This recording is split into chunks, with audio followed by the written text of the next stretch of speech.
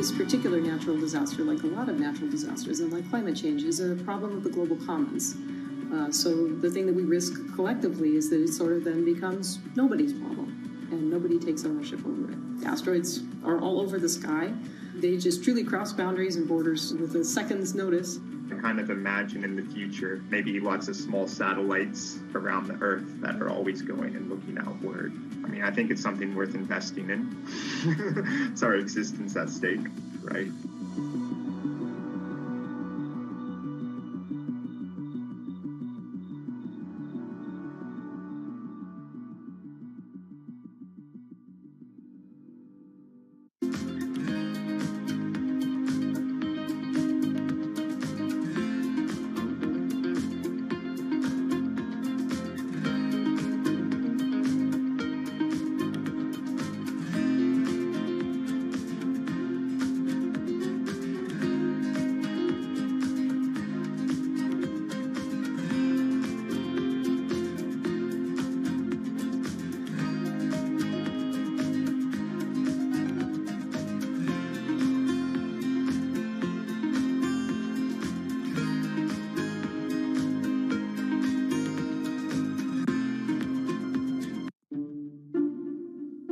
The pandemic has affected everyone in different ways.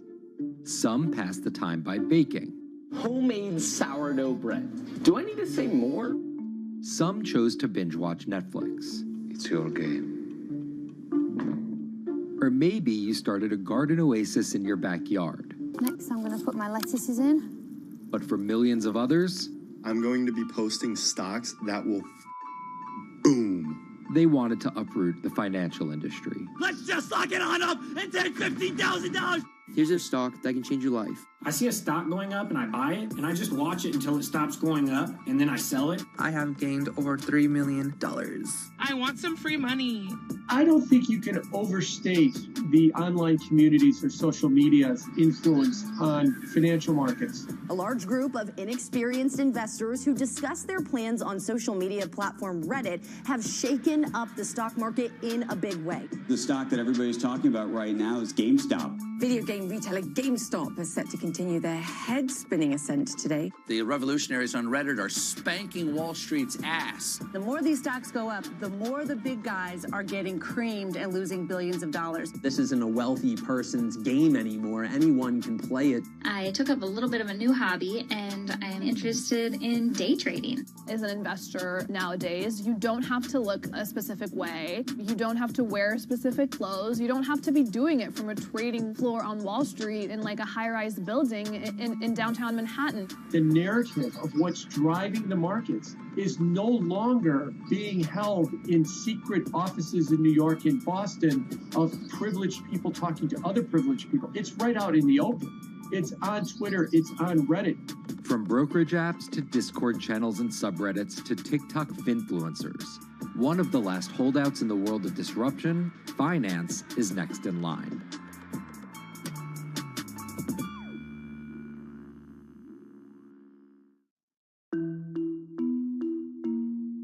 Investing should be as ubiquitous as shopping online. That's Vlad Tenev, the CEO of Robinhood, the online brokerage app, talking about how he wants his app to disrupt the world of stock trading like Amazon disrupted the world of home shopping. And I think that speaks to exactly the mission that a platform like Robinhood has, which is to democratize investing. Robinhood was started in 2013 by Vlad Tenev and Baiju Bhatt in, where else, Silicon Valley, as an alternative to the big brokerages, but with one big difference. As they were building the social network around finances for people, they realized that there was a gap in the market and that free trading could become something that they could bring to the markets, they could disrupt the industry. While no-fee trading is industry standard today, it was unheard of when it was first introduced. The online brokerage industry was really innovative when they came on the scene 10, 15 years ago, but they kind of stopped innovating where you haven't seen those commissions come down beyond $5 or $6 or $7. Robinhood think that by offering zero commission that they're going to push people onto this platform. And on top of no-fee trading, the customers Robinhood was courting have been long overlooked in the world of finance. So the typical customer of a Charles Schwab, for example, is putting a lot more money in that brokerage account than the typical customer at Robinhood. Even today, with all of its popularity, the median account size is about $240. There's Fidelities in the Schwabs and the E-Trades of the world. They look down their nose at those kind of accounts. I don't want a $1,000 account. They're just a headache. I want a $100,000 account. And this is key here, right? Because the thing about Robinhood that's different than every other single brokerage platform is how easy it is to use. The design of the Robinhood app really has in mind a user who might be coming at this absolutely cold. The fonts are very well sized, the shapes, the colors, all of that is something that the founders of Robinhood paid really close attention to. And by creating an interface that catered to a newer investor, they were able to gather a pretty healthy group of customers. And by 2019, they had about 10 million customers. Those 10 million customers were a huge success story for Robinhood, but no one could have predicted its explosion after the arrival of COVID-19. Remain indoors to the greatest extent, and 100% of the non-essential workforce must stay home. What we saw when the pandemic hit was the growth of Robinhood users absolutely turbocharged. And oddly, you saw this surge in interest in stock trading. Then they saw the absolute surge in 2020 in customer growth. And now, by many accounts, they have more than 20 million customers, which is pretty extraordinary. So the next step for them is to figure out how to monetize those users and how, even with their small account sizes, to get them to grow with the company and, as it releases more products, come along with them.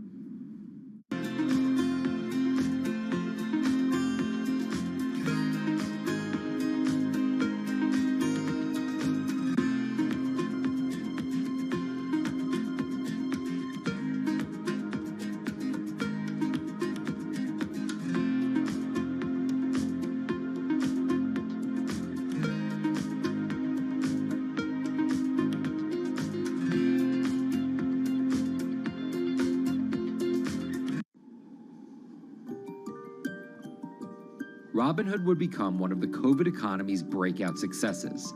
Robinhood traders, as they're called, became the shorthand explanation for the frenzy of often speculative retail investing after the pandemic lockdowns. Kids wake up in the morning, they go on Robinhood. They're, in the shower, they check Robinhood. Kids are learning how the stock market works at 18 while they're at school, checking their phones in between classes because notifications pop up telling them what their stocks are doing that day. With these new tools, millennials and Gen Z are investing in the market in ways their parents could have never even dreamt of.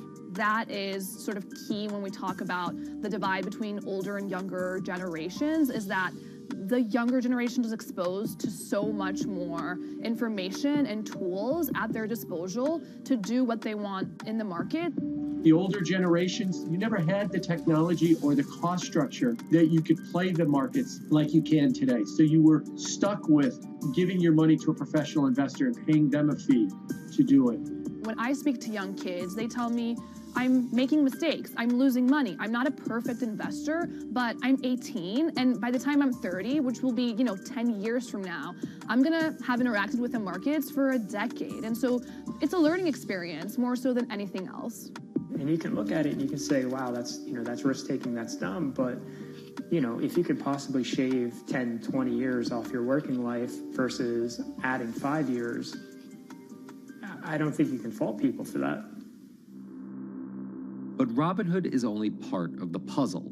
Sure, you can trade on it, but without research, information, and data, you're just blindly throwing darts at different stocks and hoping to strike it rich.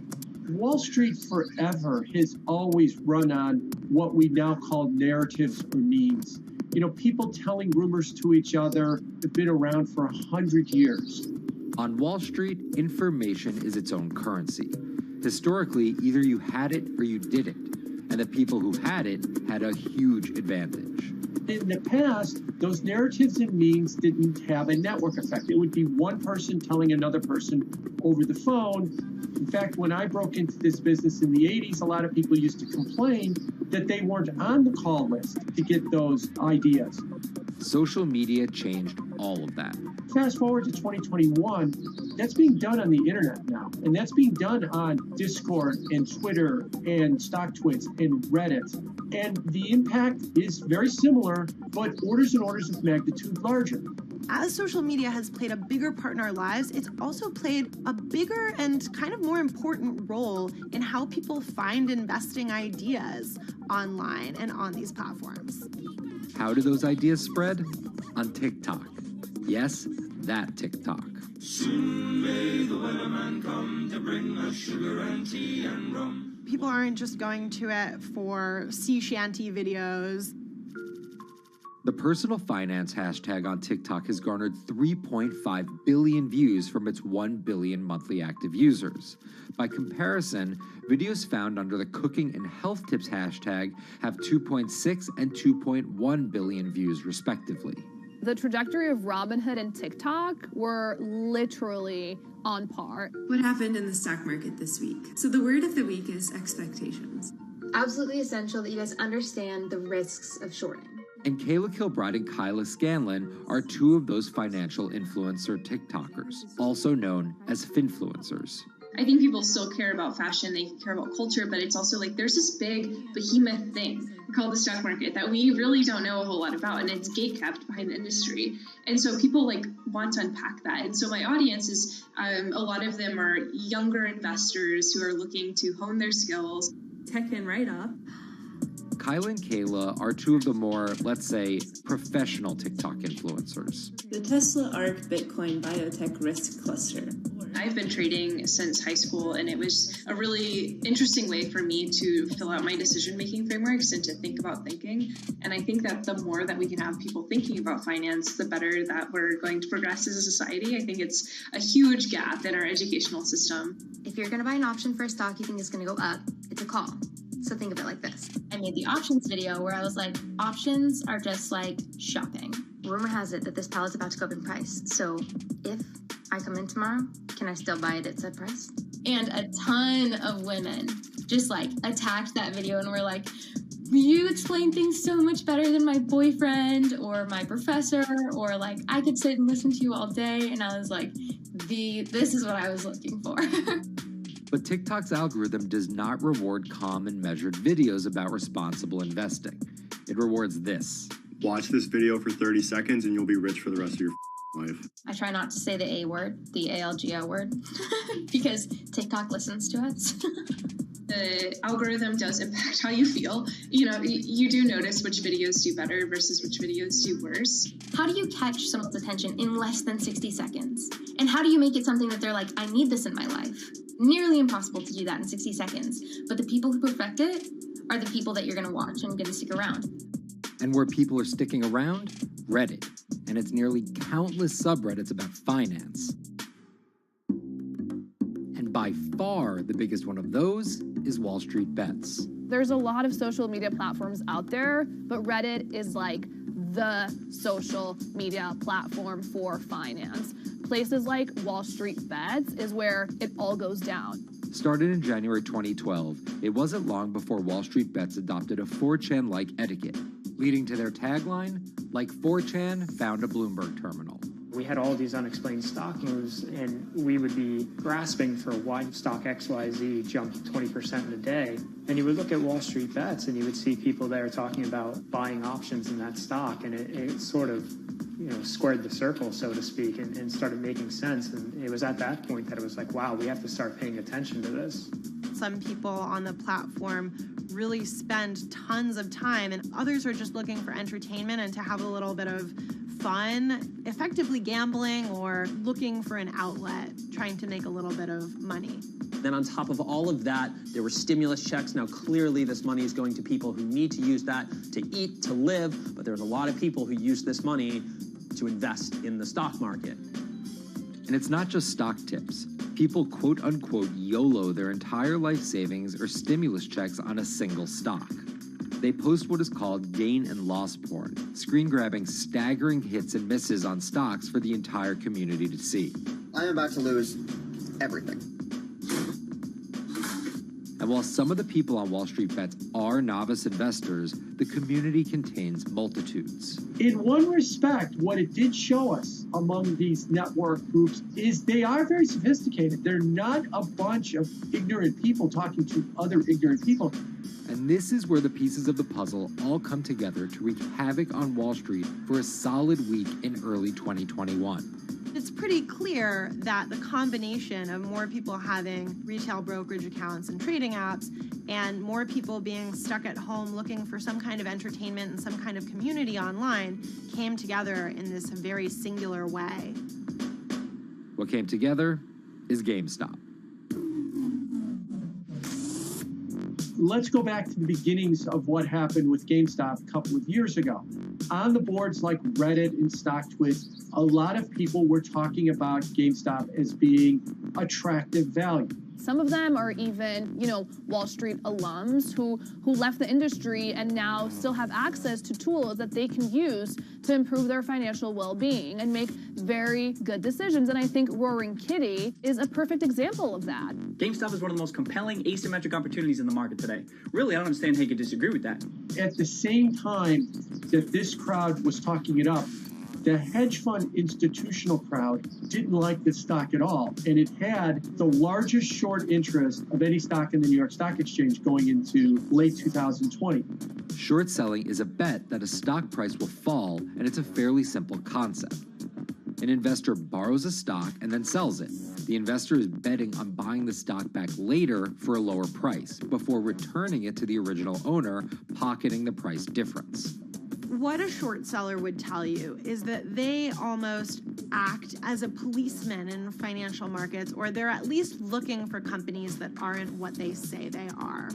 And that can range anywhere from an outright fraud that some short sellers try to expose to just a company that's not worth as much as investors think it is. The problem is, if the stock price rises, the short seller has to come up with the money to buy the stock back. And the more it rises, the more it costs. And that's what's called a short squeeze. And the hedge fund Melvin Capital was on the wrong end of that squeeze. Melvin Capital lost over 50% of its money in the month of January alone, just from being caught in the short squeeze of the stock. This is where the disruption comes in. One of the most wild stories you're ever going to see. GameStop shares absolutely going nuts. In less than a year, the company's stock has jumped from less than $3 a share to almost $350. Cheers, everybody! Roaring Kitty has turned $50,000 or so investment into some $14 million. Whoa! Investors all over social media use the free trading app Robinhood to wreak havoc on Wall Street. They're actually piling on into some of these stocks to really hurt the professional short sellers. And they all used Reddit, Twitter, TikTok, and Discord to tell one another to keep buying and, quote, hold the line and not sell GameStop. People are getting cheerleaded for jumping in, buying at the highs. They're saying, keep going. And it was working too, until Thursday morning, the trading app Robinhood sent out this tweet. In light of current market volatility, we are restricting transactions, including GameStop. People were really angry. Robinhood was supposed to allow the regular people to play the same game these big boys are playing. But instead, we were all taken for schmucks, and they screwed us. Shares of GameStop are jumping again now that retail investors are being allowed to buy shares of the stock. But what we learned is that when people organize online, they have the ability to disrupt the market. And it was a big sign. The ivory walls of the institution aren't as powerful as maybe the institutions thought them to be. I don't know if pumping up GameStop was the best use of billions of dollars, but I think that as a signal to society, it was pretty interesting and powerful. The GameStop saga was so impactful that both Vlad Tenev and Roaring Kitty were called in to testify before Congress to clarify each of their roles in the saga. One thing that's emerged from the congressional hearings is that They're interested in how retail brokerages make money and whether they're keeping the best interest of their customers in mind, but it's pretty fuzzy as far as what they would actually do as a result.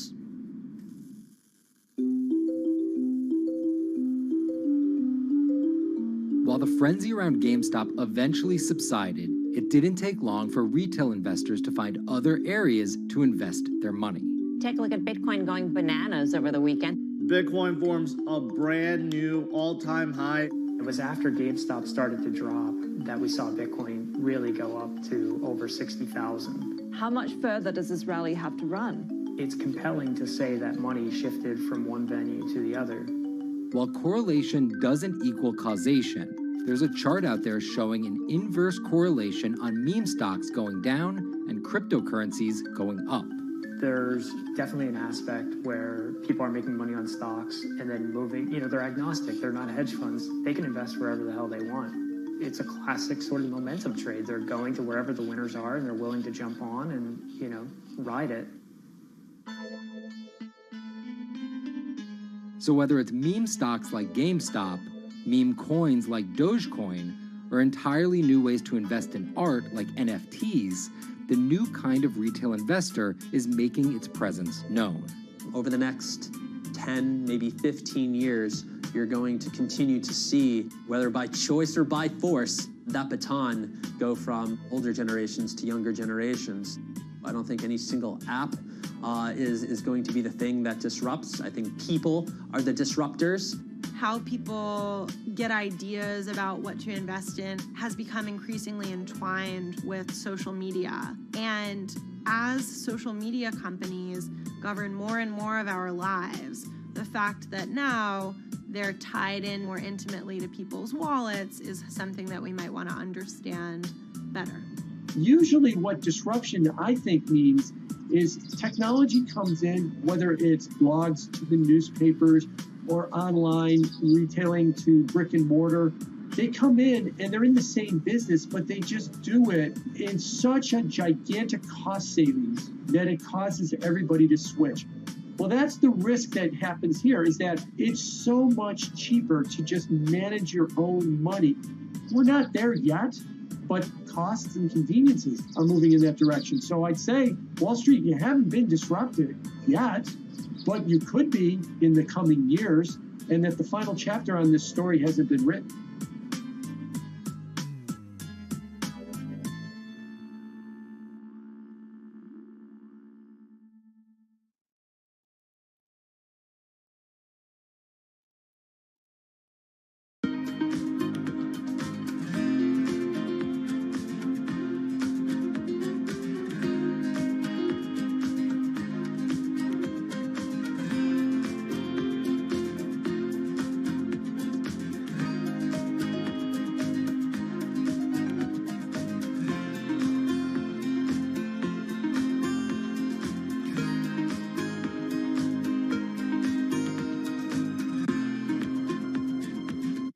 Meet Bloomberg's own David Nicholson. Now, his happy place is out in the field, on the open road. But like the rest of the world lately, he's been working from home a lot more than he's used to. COVID-19 has prompted a massive urban exodus as professionals of every ilk yearn for more space to live and work. As a result, rural areas have exploded, and they're poised to experience a resurgence as more and more families pack up and leave the big city to try out life in the burbs. But there's one problem with that. Not all internet speeds are created equal. Anyone who might need to upload or download large files for a living may not want to pack up and move to that cabin in the woods just yet. Now, David's house isn't a cabin, but it is in the woods, and inexplicably, his internet is workable. My internet is okay. I pay a lot for it. It's around $140 a month. The download speed's great, and the upload speed is terrible, which is really bad for my work because I have to upload these massive files. But I'm definitely one of the more lucky ones in this community. Just a few miles down the road, my buddy has awful internet. It's usually under 2 down and under 0.2 up, so it's often unusable. Some days it's around 1, and other times it'll drop down to about 0.8 2.3. I just want to be able to have internet at my house without having to go outside the normal ways of acquiring internet. It's really frustrating. We're literally a few miles away from downtown, and it just cuts off. This is a problem, and the solutions are not there yet, because getting high-speed internet in rural areas en masse is something our providers may simply not be ready for.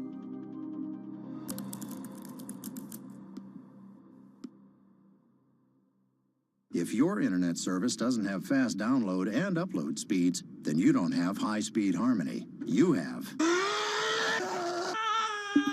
Americans on average pay about $70 a month for internet at home. But in rural areas, it could cost a lot more for a lot less service. So the pricing for a fixed wireless provider here can be something between $80 and $150 for about 25 megabits per second. However, gigabit service, which is 1,000 megabits per second and symmetrical, is running at about $119 a month or $130 a month.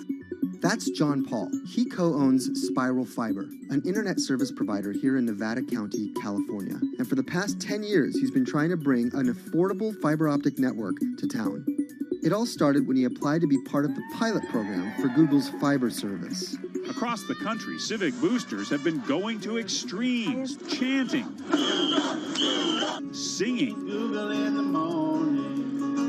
and marching, trying to get the search engine giant to look at their town. The internet these days is crucial to be in the world, to be a part of the world, and to be connected to your community. Google ultimately went with Kansas City, Missouri, which left Paul on a mission to get funding to lay out fiber optic networks for gigabit service. Over the next several years, he would attend conferences and pitch venture capitalists and apply for grants to make his vision come to life. One of the biggest roadblocks to building infrastructure for the internet here in the United States are the existing large providers. They have their land staked out. They would prefer that nobody come in and compete against them. In 2013, we applied for a grant. We went down and met with the commissioners at the California Public Utilities Commission. It was an arduous process to get funded, but we finally did against all odds. We got a $16 million grant, and then we went out to seek venture capital. Then, in March of 2020, the pandemic hit the world.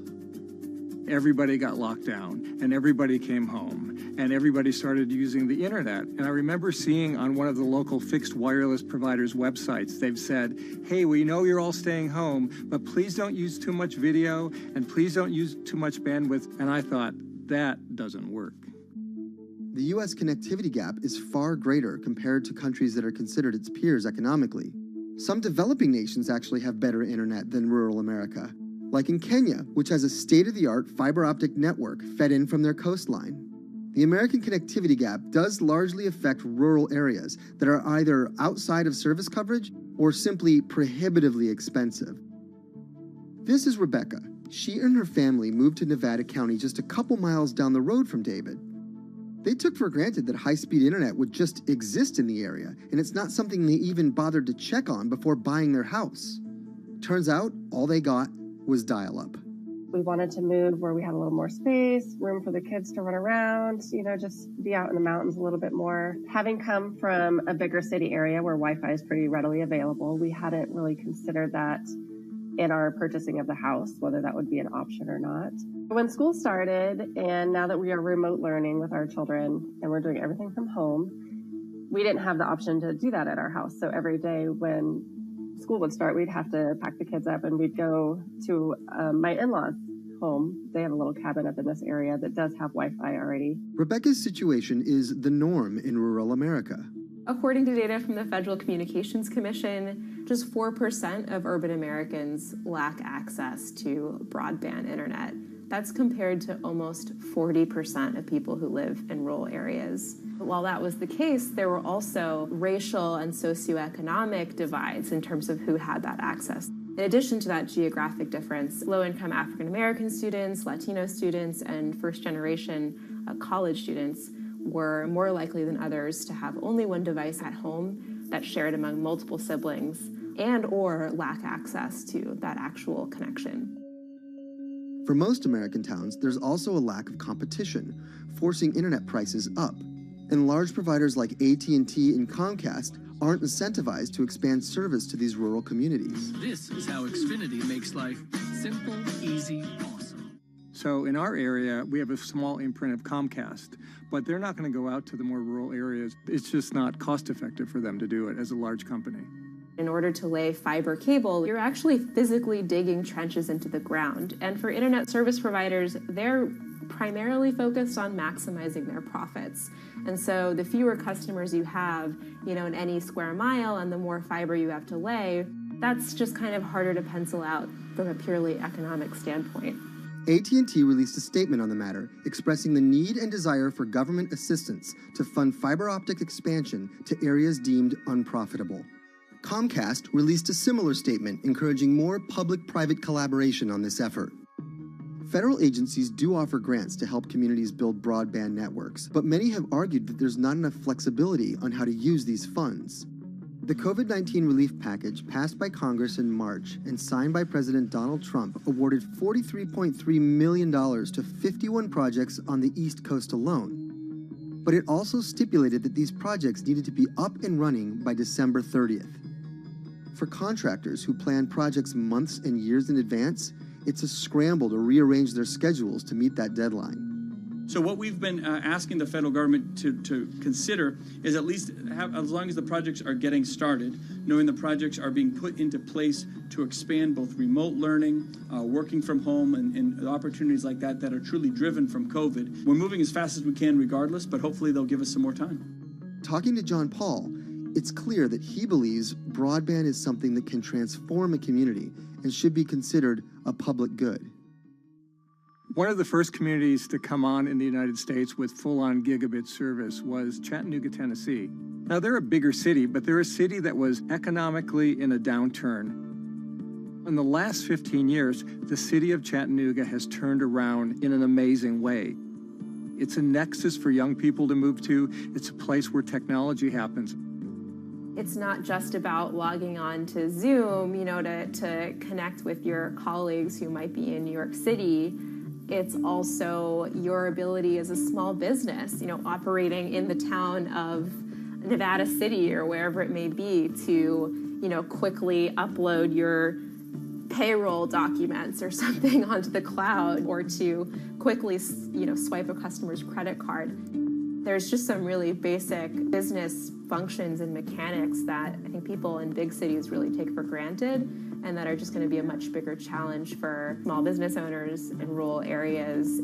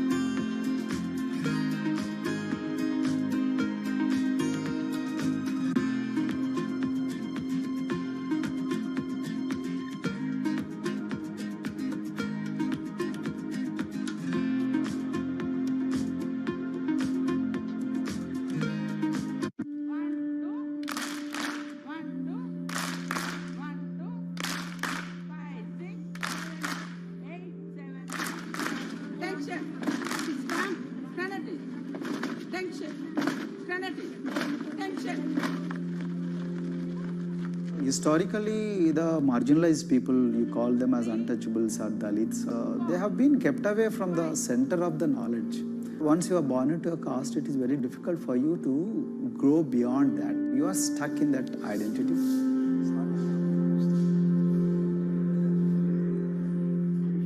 I think education is the best way of liberating them. So that's how I chose to work in education sector. The kind of education that we are giving to the marginalized people is going to change not just the fate of these communities in Telangana, but it is going to be the source of inspiration, source of hope for all the marginalized in this country.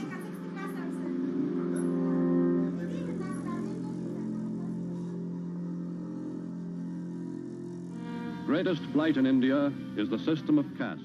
For generations of Indians, the social code known as the caste system has defined how people earn a living and whom they marry. Although outlawed 7 decades ago, castes remain a significant factor in deciding everything, from family ties and cultural traditions to educational and economic opportunities. Dalits, people who are on the lowest rung of the caste system, constitute almost 1/5 of India's population of 1.3 billion. Not able to afford the high tuition of private schools, many are forced to attend government-funded institutions, which in the past have suffered from poor infrastructure, lower education standards, and high student-to-teacher ratios. But Dr. Praveen Kumar is trying to change that.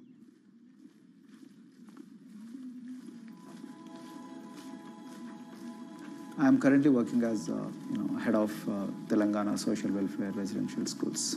So totally above 400 schools I manage. These are all residential schools for the students who are historically marginalized but talented and then poor. My friend also Of them, 60% are girls and then 40% are boys, because girls are more marginalized among the marginalized. Their voices are always suppressed. My approach to improve the conditions in the schools has been put your eyes and ears on the ground always. Talk to the parents, talk to the teachers, talk to the students, stay in the schools and then understand their problems, their challenges, both in classrooms and then the corridors and the dorms. Then go to the dining halls and see what kind of food they are eating, and then go to their homes and then what kind of food they are getting and what kind of challenges the parents have. One of the important changes that I brought in after I took over was to complete the transformation of mother tongue to English medium, because English medium, as I said, English is the language of emancipation, a language that connects you to the whole body of knowledge in the world. So we had to train a lot of teachers. refer to the dictionary also, okay, and find out the new meanings. As well as describe about. Hey, Richita, how are you? Hi, Sindhu. Fine, thank you. And how about you? I'm fine too. It's been a long time. Identity is extremely important.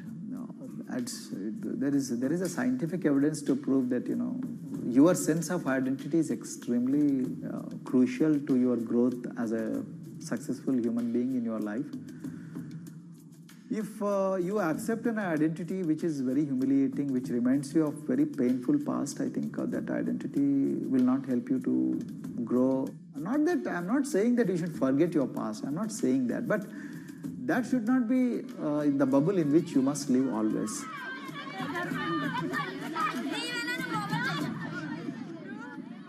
Sweros is an alternative identity. S stands for state, W stands for welfare, Aero, SW and then Aero is Swero.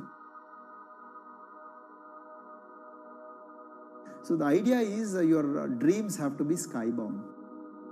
So that is what we are trying to achieve by changing the identities. Like, you say, I'm a Swero and I aim to be a doctor. I am a Swero, I aim to be a top-notch engineer. I am a Swero, I aim to be a top bureaucrat of this country.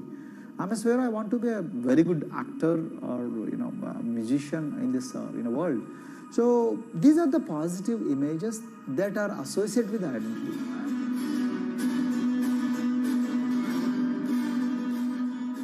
Just to give an example to you, in 2012, in our institution, we used to produce about 6 doctors per year. But because of our, this self-liberating ideology of Sveroism, we have, this year, we have produced about 189 doctors. This is phenomenal for any poorest of the poor people. You know how difficult it is to get into medical colleges in this country. So, but today, because of this ideology, the students have been able to achieve this, feat.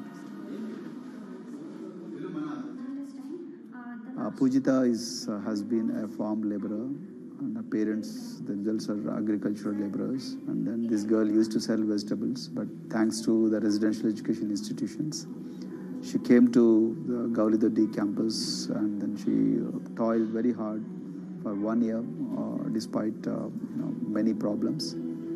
And today I'm so happy to share with you that she has joined one of the prestigious medical colleges in the state of Telangana, Usmania Medical College, and then in future she hopes to be a gynecologist. So this is the journey our children are hoping for. Similarly, the Mount Everest expedition. At Mount Everest expedition, we are very fortunate enough to place the youngest ever female in the history of this world on the peak of Mount Everest. How did this happen? It's all because of an ideology that helps you to liberate yourself.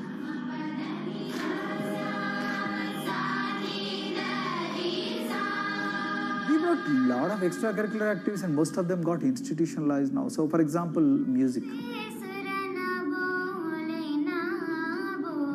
Similarly, the games. We have so many coaching academy. We have boxing academy, we have wrestling academy, we have handball academy. So we have, kabaddi, the traditional Indian sport. We have golf. We have introduced the golf also. Like golf is generally played by so-called rich people, but today even poorest of the poor people also are being trained in golf in our schools. Wow.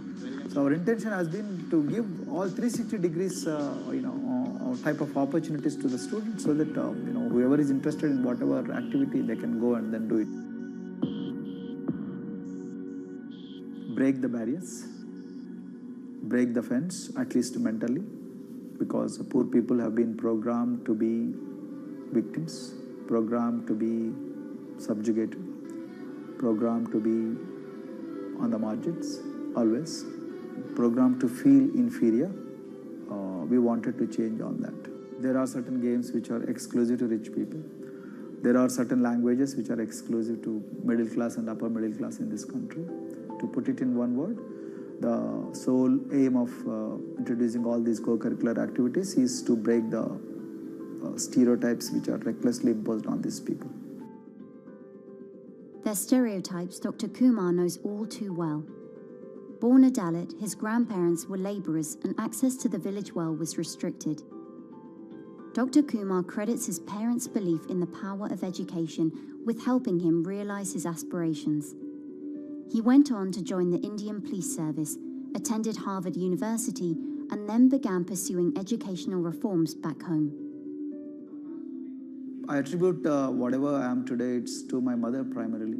They educated me in the village, although there were no good schools. So then I stayed in social welfare hostels, the hostels which are managed by government for the poorest of the poor kids. I passed with reasonably good grades. Then I went to university and then I faced worst form of discrimination in the universities. Like there were, in those days I'm talking about, so the bathrooms and the toilets were exclusively meant for scheduled castes and scheduled tribes.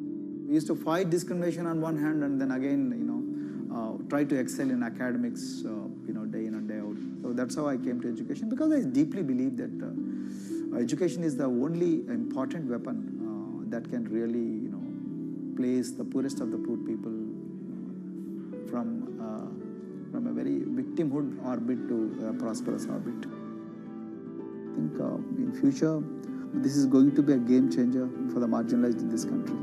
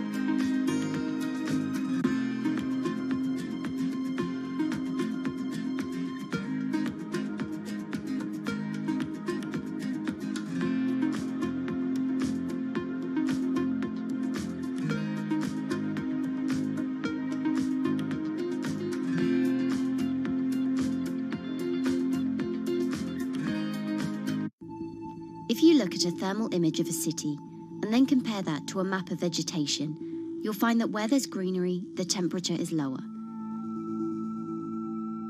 That's because things like asphalt, concrete, and shingled roofs absorb more heat from the sun than trees. This is the urban heat island effect, and it accounts for higher temperatures in cities, often by several degrees compared with their surroundings. It's becoming a huge risk to human health as growing urban populations exacerbate the heating effects of climate change. Heat waves kill more people than any other extreme weather event, more than tornadoes, hurricanes, and even floods. That's why urban heat island mitigation strategies are being studied in Singapore by a group of researchers. The government-backed project called Cooling Singapore is now in the process of combining everything they've learned to create a digital tool that can help cities all over the world, starting with Singapore.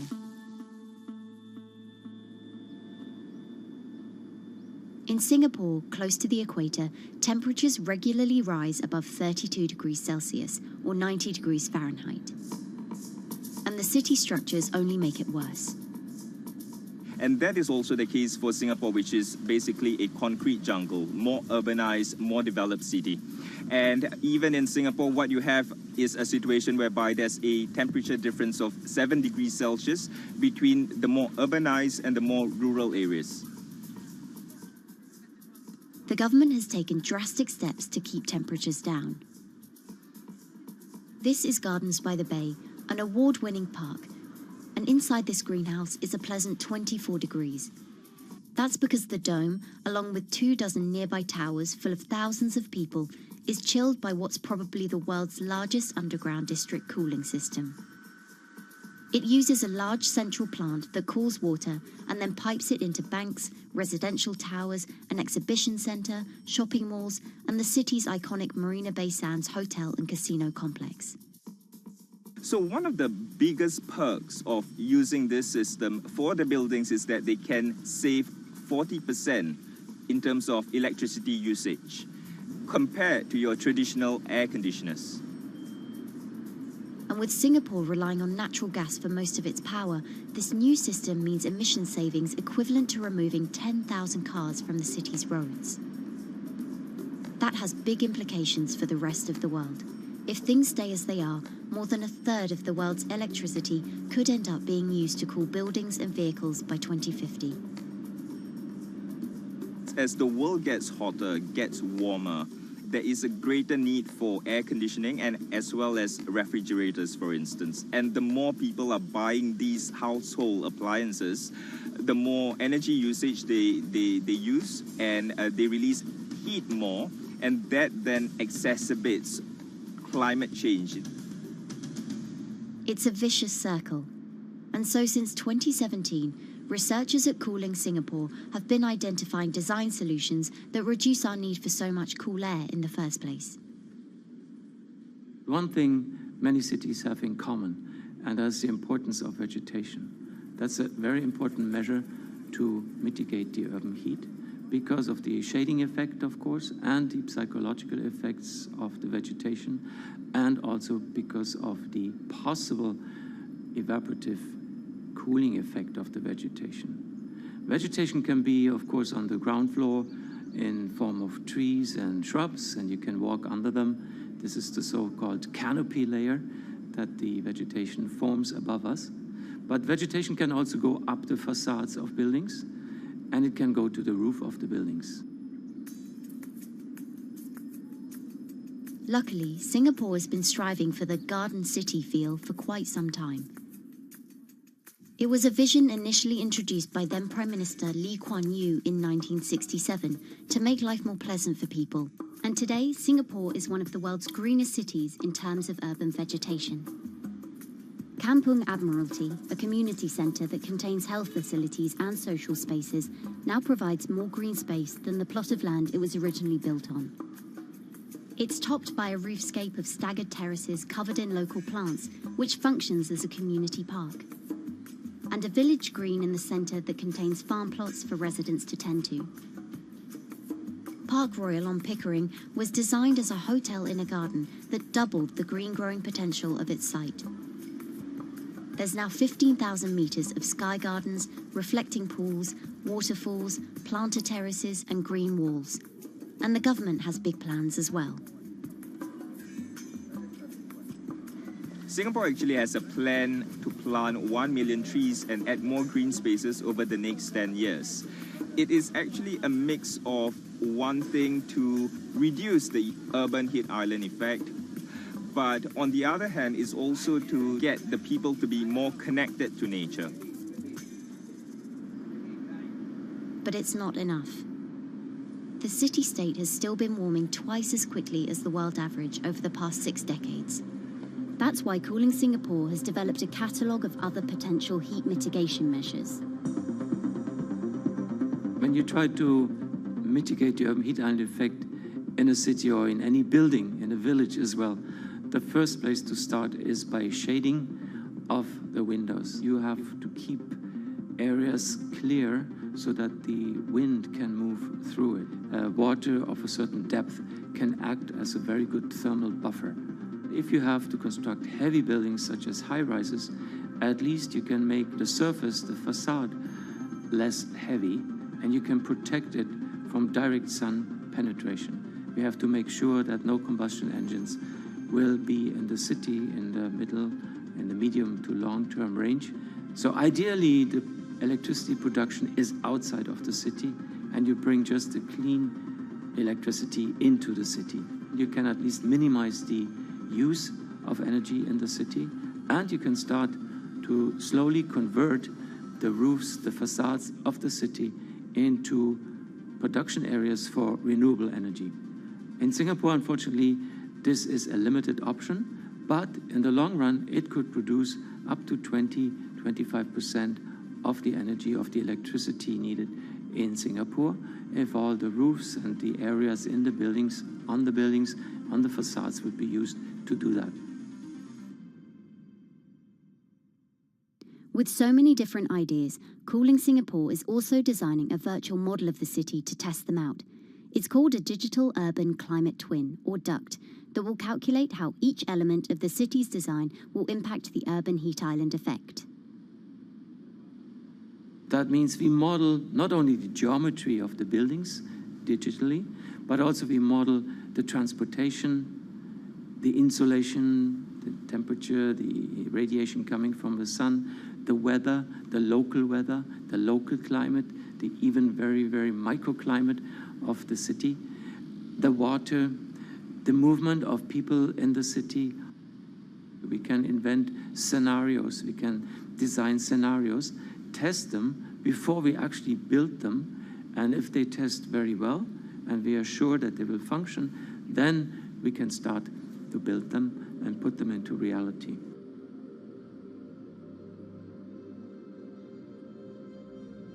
Singapore will be using this new tool to figure out which actions it should take next.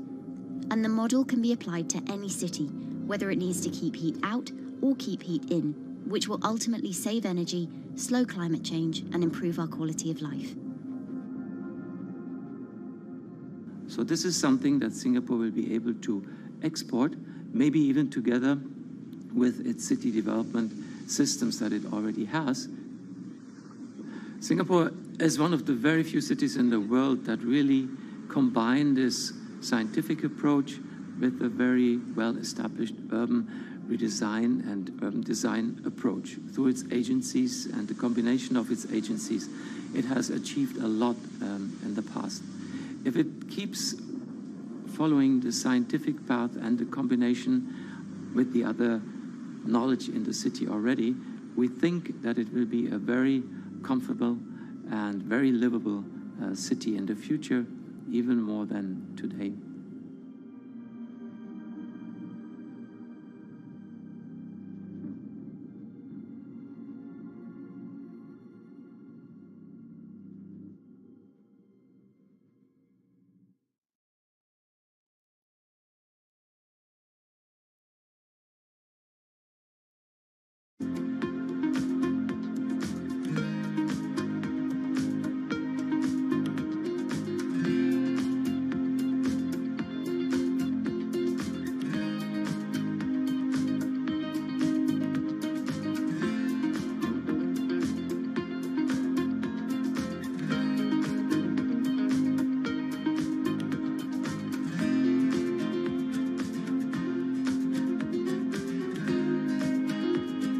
Times are tough.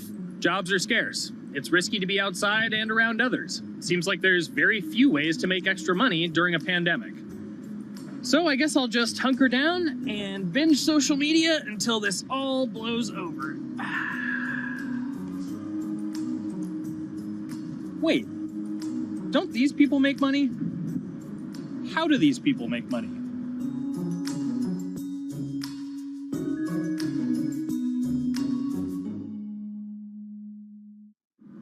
Streamers, YouTubers, Twitch stars. How do they make money? Is it a lot? Is it a lot of work? I know, I gotta ask somebody in the biz, and I got just the guy. Austin John Plays. This is your full-time job now, right? As of November of last year, yes. This was always just kind of like a side thing. Like, any money that I made from doing my videos and whatever else, I never touched that because I didn't really think of that as being like real money. And then it started coming in more and more. And then it was like I hit my first day that I broke $1,000 and I was like, this is actually going to be money. How did the YouTube channel come to be? When the game Pokemon Sun and Moon came out for the 3DS, there was like things that I learned about the game, and then I wanted to just share that information with people. And at the time, I didn't have any way to capture a screen or anything, so I found like generic footage and I kind of put it all together with so much editing. And that video got 6 views. And then 2 days later, I made another one. And that one got 12 views. And then I just started pumping out more and more content, and people were like, this guy knows what he's talking about. It really just started building on top of itself, and then it was like, my channel really focuses on tips and tricks. So I play a straight 18 hours, and I'll finish the game or get to about the 40-hour mark, and then I'll make my first video. While I'm going through, I have a giant notepad and just scribbles everywhere, and I make these notes of like the things that stumped me, so I know the things that may stump other people. What do you need to think about if you're building your YouTube channel? 1, you need to do something that you're passionate about. Not that you like, not that you think you're gonna make money on, something you're passionate about. The other thing is something that other people are passionate about. It holds a special place to them. And third is, it needs to be something that people are gonna seek out information on. In order to enter into the marketplace, you either need to be better than everyone else, you either need to be faster than everyone else, or you need to be more accessible than everyone else. And you can't be more accessible because it's already on the platform. Granted, if you understand how the algorithm works, which is very similar to Google Analytics, then yeah, you can have a little bit of a head start. But if you're not doing it faster, and if you're not doing it better than everyone else, then why should anyone watch your channel? So my income as a YouTuber kind of breaks down to 3 different ways. 1, which is the bulk of it, which is ad revenue. Whenever you go and you watch a video and then there's an ad and then you wait 5 seconds and you hit the bottom right corner and then you go on to the next video, or a non-skippable ad, or the video starts immediately, you get the little banner ad at the bottom, or if you scroll down from the video, the first thing that shows there is an ad. Those are the 4 different types of ads that can appear on every single YouTube video. And all of them pay a certain amount. It varies on lots of things, like the country of the person who posts it, the country of the person who watches it, the time of year, where you are in the quarter, if there's anything going on with a reduction in ad revenue. Like, great example, COVID-19, companies weren't spending as much on advertising. So because of that, CPM went down.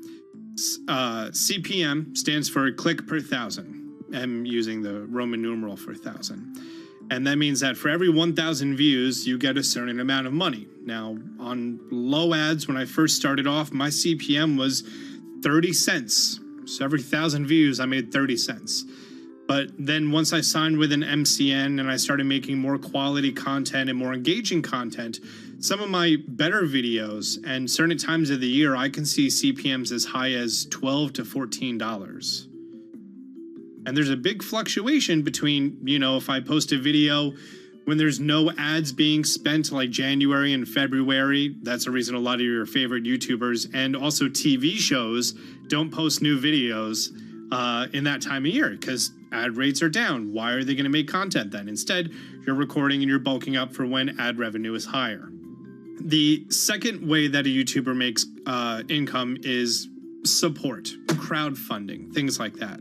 When I first started off, Patreon was really the only option, but then they started rolling out supporters and members for YouTube channels. So whenever I have a live stream, you can click a button and then you can become a member, and then you get special icons next to your name. I believe they're called badges. Or on any video, you can hit the join button, and that helps support the channel. And then the third aspect of that would be merch. And for me, my merch has been somewhat basic. In fact, I'm wearing one of my t-shirts from last year right now. You have to endure the times that your first video gets 6 views, that you post it on Reddit and they say, shut up, and then an auto mod bans you.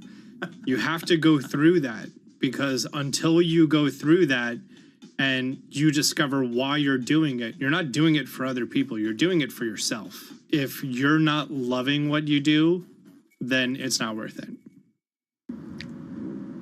Huh. So make a channel about something that I'm passionate about. Oh, sweet. I guess I can make the channel about that.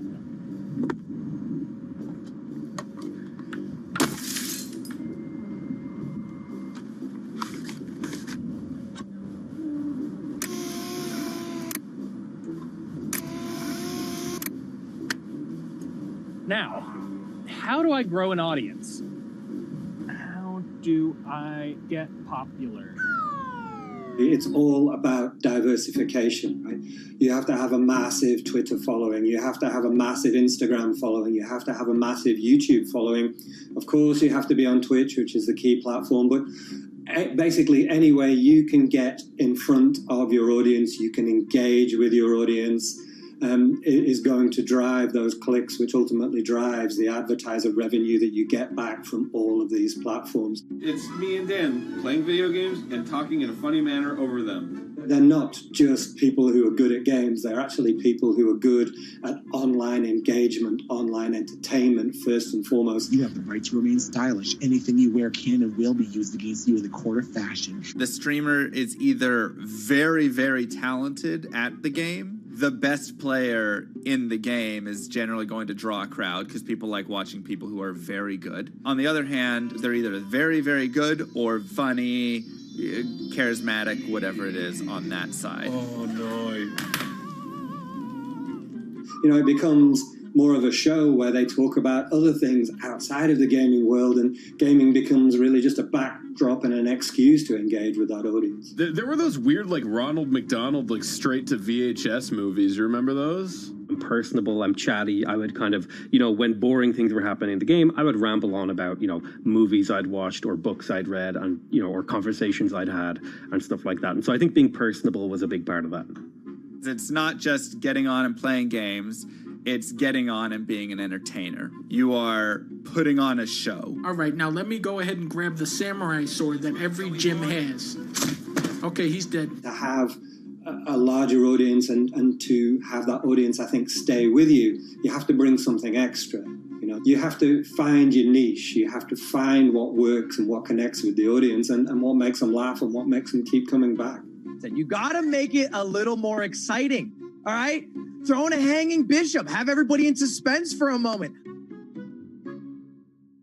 I think the real most important thing is to just get used to being on camera. Like in any sort of performance thing, is get used to talking on camera.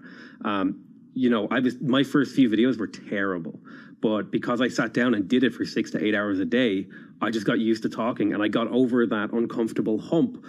If you go into Twitch purely with the expectation that you're going to make money, make a job out of it, have all this growth, and it's going to be great, you're probably going to burn out prior to getting to that point because there's very little payoff for a long time, right? Like multiple years generally before you really start to see a payoff.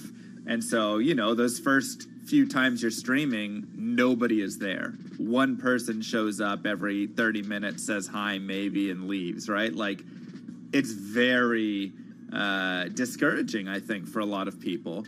And so you have to be there just loving it. You have to love talking to yourself when nobody is around. You have to love just the game that you're playing, all of that stuff, because it takes a while, and I think a majority of people burn out prior to getting to the like profitable point of it.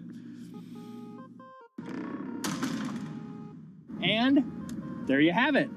My very own YouTube, Twitch, Discord, and streaming channels all ready to go live. It's a veritable social media ecosystem just on the verge of thriving. So, don't forget to smash like and subscribe, and visit my Patreon for perks. Also, go to my merch page. And one last thing, stay cool, my friends.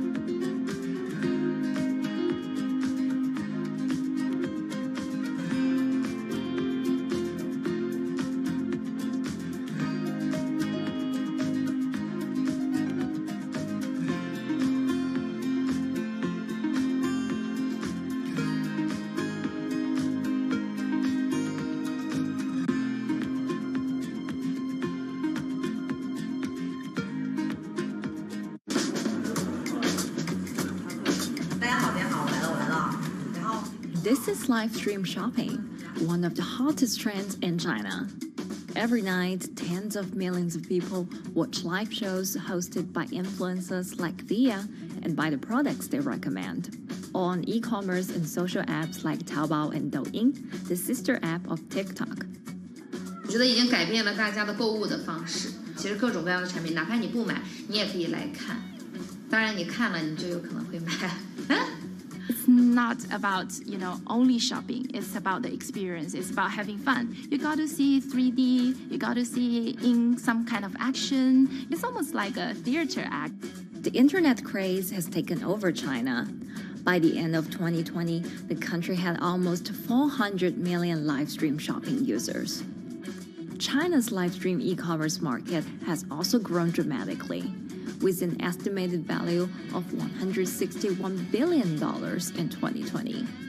It's becoming popular outside China as well. So, is live streaming the future of shopping?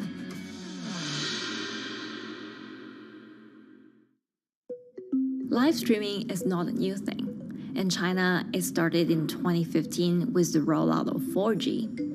And it was first used for entertainment and socializing. Many live streamers performed for their followers or chatted to them, making money by receiving virtual currency and gifts. In the West, live streaming is mainly the domain of avid gamers. In China, it's broken into e-commerce.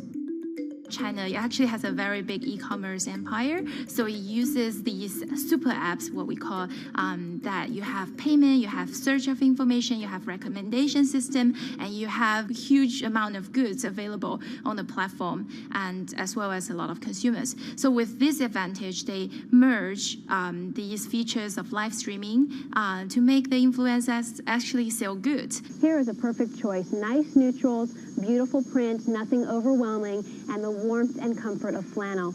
This is item. Traditional TV shopping involves a one-way direction, whereby a host introduces a product, demonstrates certain things, and say, call this number or something. But live stream shopping is live. That in itself is a very, very big difference. It causes different psychology, and live stream shopping is a very entertaining way of actually engaging someone else. When you shop, actually, this live streaming video will continue. It will minimize into a corner, and you can buy the items and pay all on the same app. And after that, the live streaming screen will just enlarge by itself, and the promoter will come back to screen. So it's very convenient. Taobao, one of China's biggest e-commerce platforms owned by tech giant Alibaba, added a live streaming function in early 2016. In the following years, other e-commerce and social platforms like JD and Douyin also integrated this feature.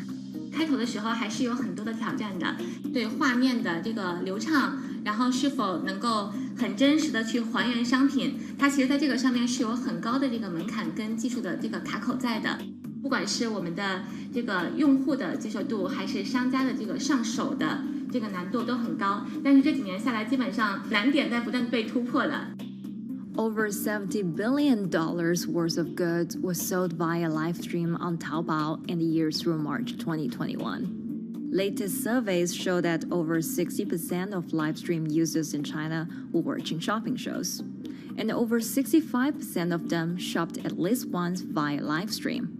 In 2020, live stream shopping got a huge boost during the pandemic, when millions of people were in lockdown and many retailers were pushed online. People, during the lockdown, felt like there's a need for more social interactions. This live platform creates an interesting kind of environment that gives people the sense that I'm actually interacting with you. And then live stream shopping brings in a lot more variety of things that people could buy and satisfy, the sense of like losing control, especially during the pandemic. At the heart of this craze are the top influencers who have tens of millions of followers and sell products worth millions of dollars every night. They often use their star power to get bargains from retailers, which in turn boosts their own sales and influence. So if you think about China's live streaming, you have to know the king and queen of the influencers. The queen of live streaming, Via, she is actually having the biggest viewership and the biggest sales volume for a long time on Taobao platform. She can sell everything from like Gucci sunglasses, lipsticks, homes, and cars. One time she offered her followers to go on a Tesla ride with her, and she even, for once, sold a rocket launch in her live streaming room for 40 million yuan. The king would be Li Jiaqi, more widely known as Lipstick's brother. He used to be a cosmetic sales before he turned into live streaming e-commerce. And he knows a lot about the cosmetics. So he's the one that will actually put the lipsticks on himself when he's on the show. Top live streamers like Via and Li Jiaqi have become celebrities in China and can earn millions of dollars a year. Although not everyone can be as popular, mid-ranking live streamers like Tiffany still earn a good income through sales commissions. 如果说单从收入方面来讲的话，那主播的收入是比普通的工作要高很多。但是呢，主播这个工作时刻对身体，包括对精神都有很大的一个考验的。就是每天需要集中精力，然后长达5-6个小时，这种状态是很累的。而且这5-6个小时的话，你是脑子是不停的，然后嘴巴是不停的，然后手也是不停的，眼睛也是不停的。像我们做主播，不是说单一的只做直播一件事情，然后还会有选品的一些工作，然后还会有一些其他的事情排在里面，其实是没有个人生活的。那我觉得增强粉丝影响力的话，不是说某一件事情。可能今天做了什么事情你就增大了影响力，而是每天不断的内容的输出，粉丝不断的可能对你的了解，慢慢的信任你。没有芝麻酱的味道，如果吃不习惯的话就慎买。A lot of successful live streamers are generally very good at communication. They're very good at articulating very simply what a product does, what a product doesn't do. In order for them to sell, they need to be trustworthy and appear trustworthy, and they need to, show in some ways that they're authentic, right? So for Via and Li Jiaqi, they are able to articulate that quite a bit through their body language, through what they say. For example, Li Jiaqi will also sometimes say bad things about certain products because to him that's his honest opinion, and sometimes people want to hear that. And so they seem very credible, they seem very trustworthy, and don't forget, they're also very entertaining and very interesting. If you're familiar with Li Jiaqi, he won a Guinness record for like the most lipstick applications to models in like 30 seconds. So if you're able to create a lot of buzz with interesting things that you do, people who may not want to buy lipsticks will also stream in just to watch what he does. And then from there, you might get hooked. 这就是一般女生出门的时候涂的口红的颜色。Live streamers also use sales techniques such as limited time or supply. This sense of scarcity can often encourage viewers to buy. The platform in itself creates and enhances some of these things because you see it live. Something we call social proof has taken over, meaning that, hey, other people are interested, other people are joining in, other people want the same product. and they add it in the chat and they ask questions and they say, oh, I want this too. What happens then? It makes the whole product even more scarce.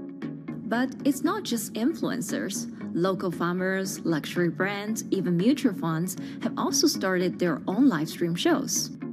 Working with very top-tier live streamers can be risky. It's not necessary that the benefits will end up with the brand. So we see company executives opening their own shows. And we see like P&G have their own sales room, which runs shows every day as well. We also have like local governors in like small towns to sell their agricultural products. So the live streaming is definitely transformed the way product owners can think about how to reach their consumers. And it enables a lot of players to actually sell. Live stream shopping is going global. Merchants in Southeast Asia have embraced this trend. And in the West, Amazon has upgraded its live streaming function, adding interactive features like chat rooms. Companies, including Google and Facebook, are also developing and investing in technologies to integrate video and e-commerce.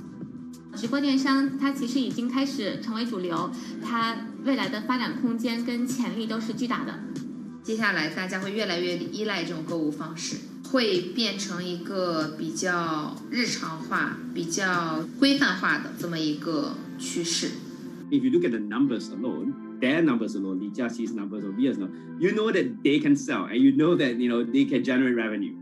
Are they able to sustain it over a long period of time? It depends on how innovative they are at changing some of the things that they do. But you can't expect consumers one day turn into virtual shopping for good. There will be the nature of us that crave to go into the store, to touch the goods and actually wear it and see how it looks like and walk around in that with our friends. And those things wouldn't be replaceable with live streaming.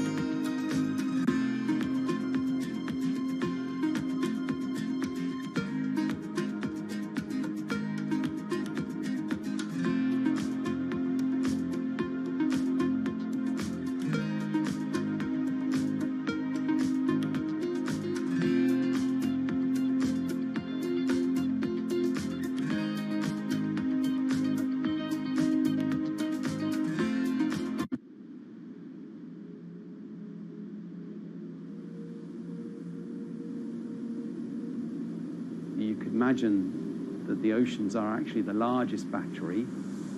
We're storing huge amounts of energy in the oceans. The wave motion can be very deep. It can extend down several hundred meters. And once it gets to the near shore, from about 50 meters, the whole water column is moving backwards and forwards.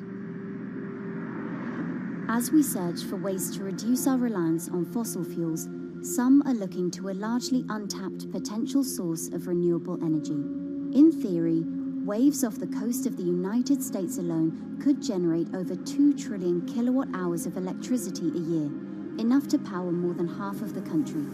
Waves intensify and subside not as quickly as the wind, and that means that it can produce a smoother power generation curve. One of the potential advantages of wave energy is that it could act as a complementary source of power compared to other renewables on the grid if it were to be scaled up to commercial scale.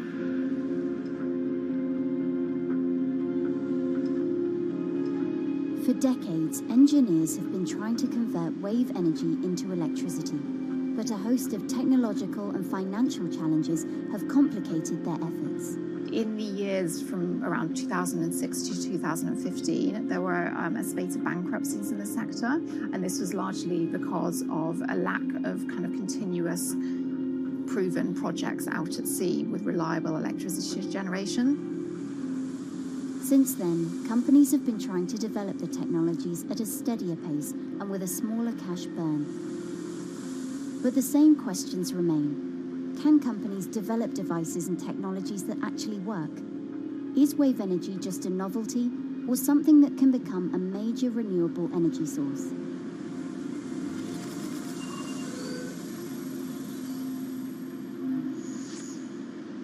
The sea is a very challenging environment within which to operate a power project. So seawater is corrosive and conditions are very rough. So this means that power projects don't have a very long lifetime, and it increases operating and maintenance costs. Partly because of that, many early wave energy projects hit rough waters, such as the Pelamis Wave Energy Converter in Portugal and the Isla Limpet project in Scotland. But that hasn't stopped others from trying. Companies are focused on testing projects out at sea, proving their durability, trying to raise capital and bring down cost. The sector hasn't really converged around one single technology design, and companies are kind of undecided about which design works best.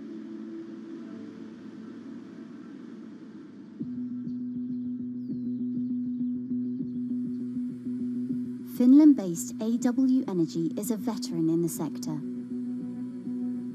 The first proof of concept of the company's device was made in the 90s after diver Rauno Koivusaari observed the strong back-and-forth movement of a hatch cover in a shipwreck in the Baltic Sea.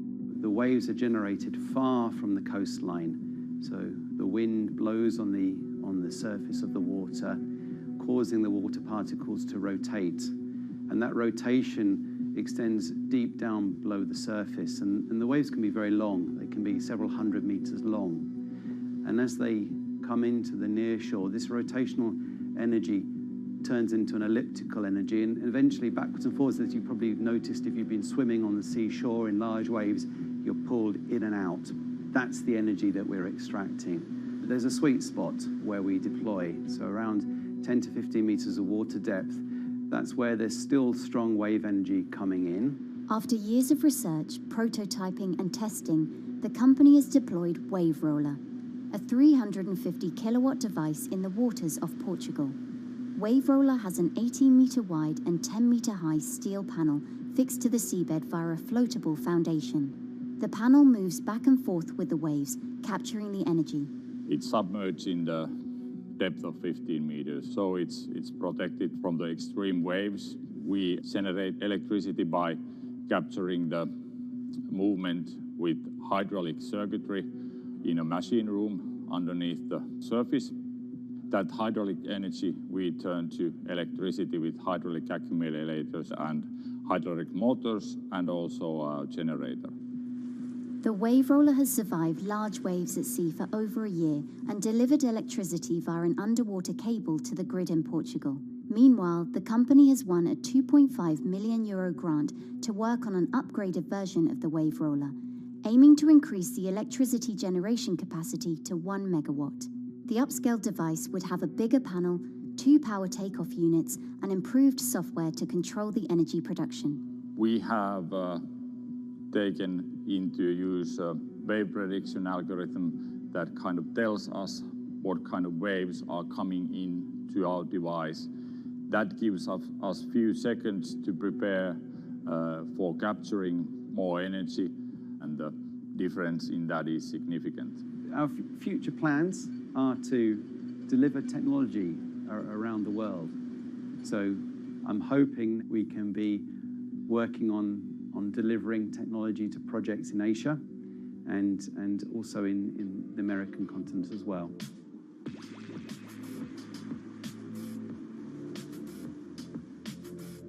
Meanwhile, Israeli company Eco Wave Power is taking a different approach to capturing the power of the ocean. For the company's founder, Ina Braverman, developing new sources of renewable energy is a personal mission. I was born in Ukraine in 1986, and 2 weeks after I was born, the Chernobyl nuclear reactor exploded, causing the largest in history nuclear disaster. I was one of the babies that got hurt from the negative effects of such explosion. I had a respiratory arrest and a clinical death. Luckily, my mother, a nurse, approached my crib on time and gave me a mouth-to-mouth resuscitation, which saved my life. I got a second chance in life and decided to do something good with it. Growing up, Ina wanted to be a politician to positively change the world. After working as a translator at a renewable energy company, she decided to change paths.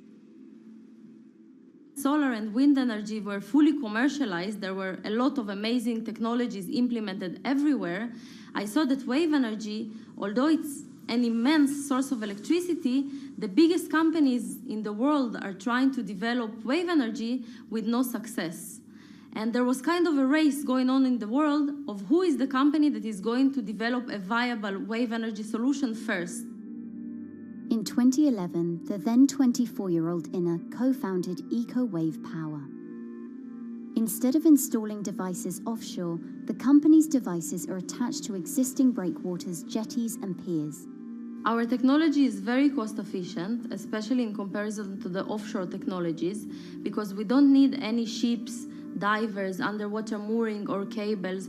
We install on existing man-made structures, and all our expensive equipment, the generator, the hydraulic conversion unit, the automation, is located on land just like a regular power station. This is the EcoWave Power conversion unit that has been operating in Jaffa Port since 2014 until 2020. Here you can see how the technology works.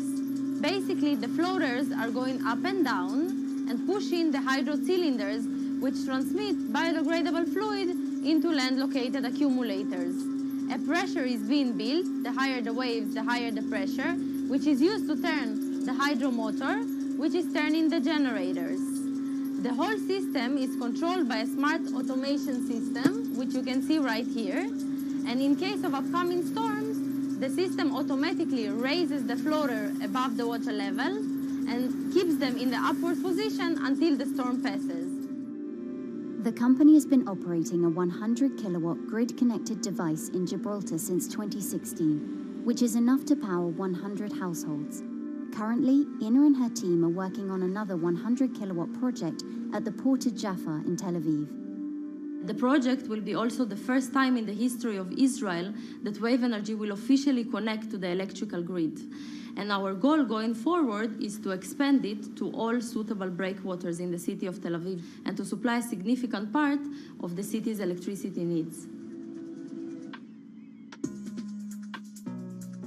Today, engineers and entrepreneurs are still trying to crack wave energy. Globally, only a few hundred kilowatts of wave energy are deployed, compared with gigawatts of offshore wind. But the field has come a long way in recent years, and with the right engineering solutions, this new power source could eventually become competitive with more mature renewables like solar and wind. I would have a lot more confidence in the success of wave energy companies today as opposed to like 20 years ago. But in the next few years, or maybe the next couple of decades, it will be more likely to be used in remote locations like islands that are otherwise dependent on expensive diesel power, or out at sea on gas decommissioning rigs, or for powering underwater autonomous vehicles. So definitely, wave energy can compete with other renewable energy sources, but I personally believe that this is not a competition. In order to have a 100% renewable energy friendly world, we need all renewable energy sources to work together.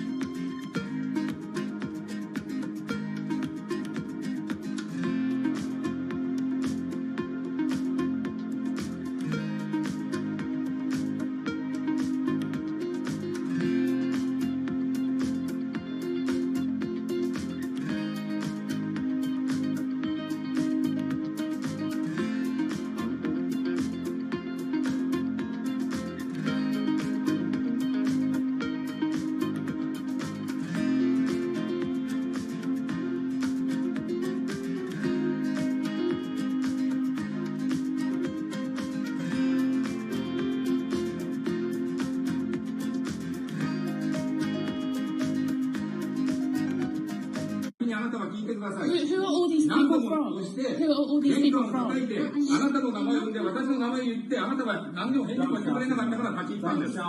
So can you please tell me?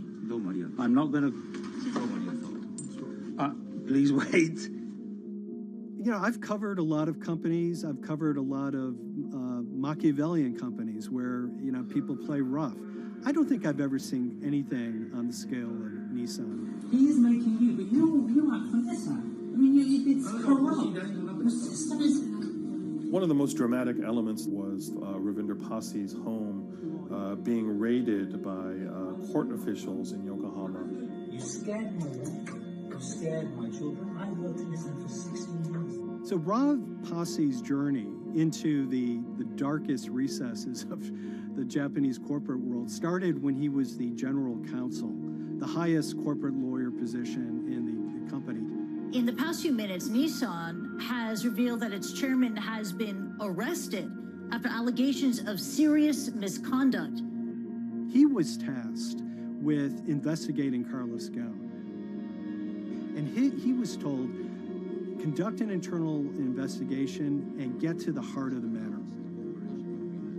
And then along the way, he started to notice serious conflicts of interest.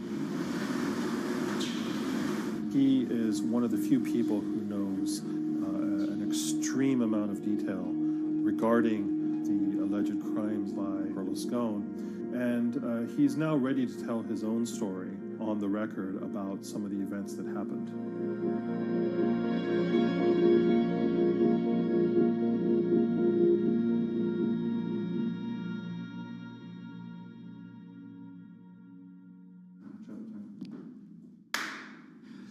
My name is Ravinder Passi. I'm the former Global General Counsel of Nissan Motor Co. Limited. And you could say, yes, I had a front row seat in terms of what was going on. When Carlos Ghosn saved Nissan years ago, he was depicted in Japanese comic books as this hero, and now maybe we'll see comic books where he's the villain. In corporate Japan, Nissan was quite an unusual company. It was led for 2 decades by a non-Japanese executive. Well, Carlos Ghosn was a hero in the Japanese business world. If you had a global business celebrity in Japan and worldwide, it was definitely Carlos Ghosn. In a country with few foreigners at the top, he stood out. But over the years, he saved Nissan from bankruptcy, allied with Renault and Mitsubishi, and turned the alliance into one of the most competitive in the world. Yet as the years went on, you know, I think his ambitions changed a little bit. He started thinking about legacy plays, and one of them was to really tighten the alliance between Renault and Japan. And unbeknownst to him, there was a contingent of senior Nissan executives that were really felt threatened by that move.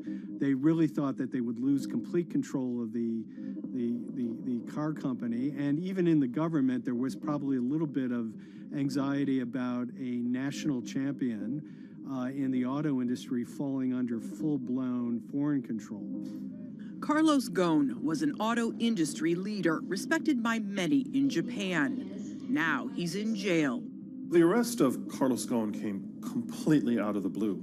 This was in November of 2018. He was coming to Japan on Nissan's corporate jet for a regular executive meeting, and he was met on the tarmac by Japanese authorities who whisked him away to a jail and charged him with financial misconduct crimes. So what happened was that a power struggle ensued inside the company, and somewhere along the way, it was criminalized. By that I mean that there were allegations leveled at Carlos Ghosn about the way he reported his pay to Japanese authorities, the way he handled money inside the company, that in other contexts might have been a board action, might have been handled internally. A number of executives at Nissan decided to take this difference and take it over to the Tokyo prosecutor's office, and that unleashed a chain of events that would shake the entire auto industry. So after Carlos Ghosn was arrested, Nissan launched an internal investigation into the events that led up to his arrest. So Rav Passi was tasked with investigating Carlos Ghosn, and he was told, get to the heart of the matter, find out what Carlos Ghosn did wrong and bring it to our shareholders. Yeah, it's really complicated because you had various things coming out of the weeds. 2018, the investigation has started, and we become aware of matters in terms of conflicts, actions by certain individuals that cause some concern because things might not quite be what they seem. So in our story, we really took a close look at Harinada and his role in Carlos Ghosn's downfall. Harinada is one of the most fascinating figures inside Nissan. He's also a lawyer. He's originally Malaysian. Hello, Mr. Hadi. And he had a meteoric rise through the company and became very, very close to Carlos Ghosn and other top figures. He had a front row seat at all the major strategic deliberations at the company. And when he discovered that Carlos Ghosn, as his final legacy play, was going to tighten the relationship between Renault and Nissan, he made a decision to go against Carlos Ghosn.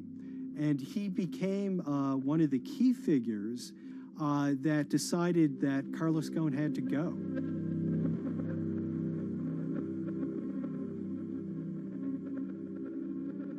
Harinada was somebody who actually recruited me into the company, so I have a long-standing relationship with him, or did have a long-standing relationship with him. For many, many years, he was a mentor. I had doubts about the credibility of the process right at the start. Harinada had a plea deal with the Tokyo prosecutors. Now, that suggests he was intrinsically involved in some of the wrongdoing, or the allegations of wrongdoing, and it just didn't smell right, just doesn't sit right. So there was a basic conflict of interest. In other words, Harinada had to deliver results to Japanese prosecutors to avoid his own criminal liability, and he's accusing and leading the investigation of Carlos Ghosn. Some of the people who had been involved in the original alleged crimes were also looking into the affairs themselves.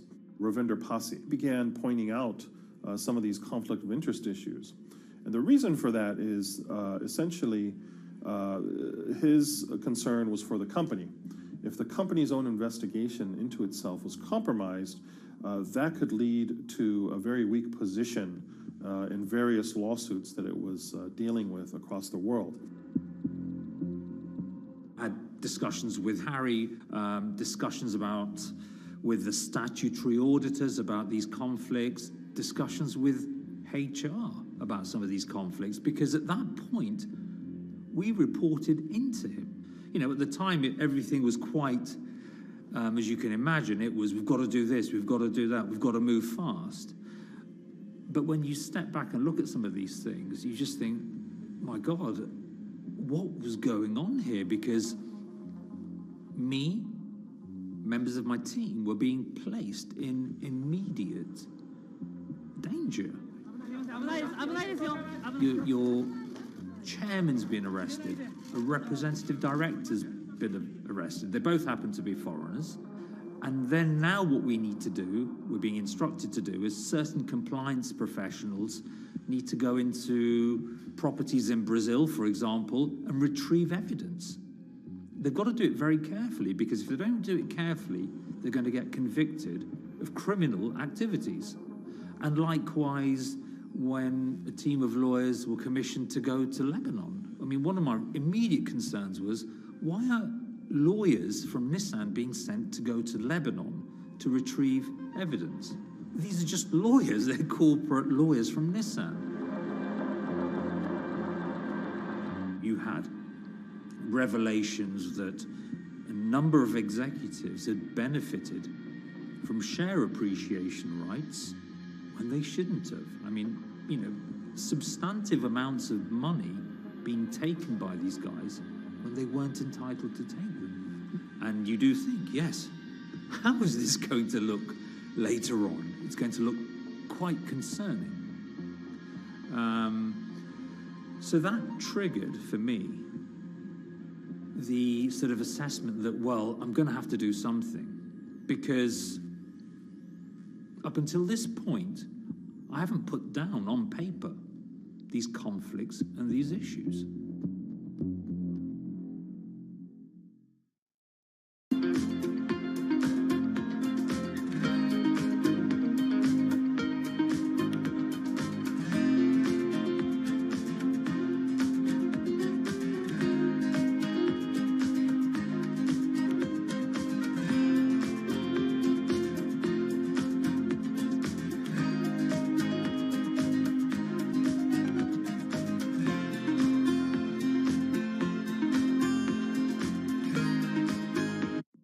So Rav Pasi makes a fateful move. He writes this letter to the board listing every suspicion he has in great detail, backed up by evidence, backed up by memos, of why this internal investigation had serious problems.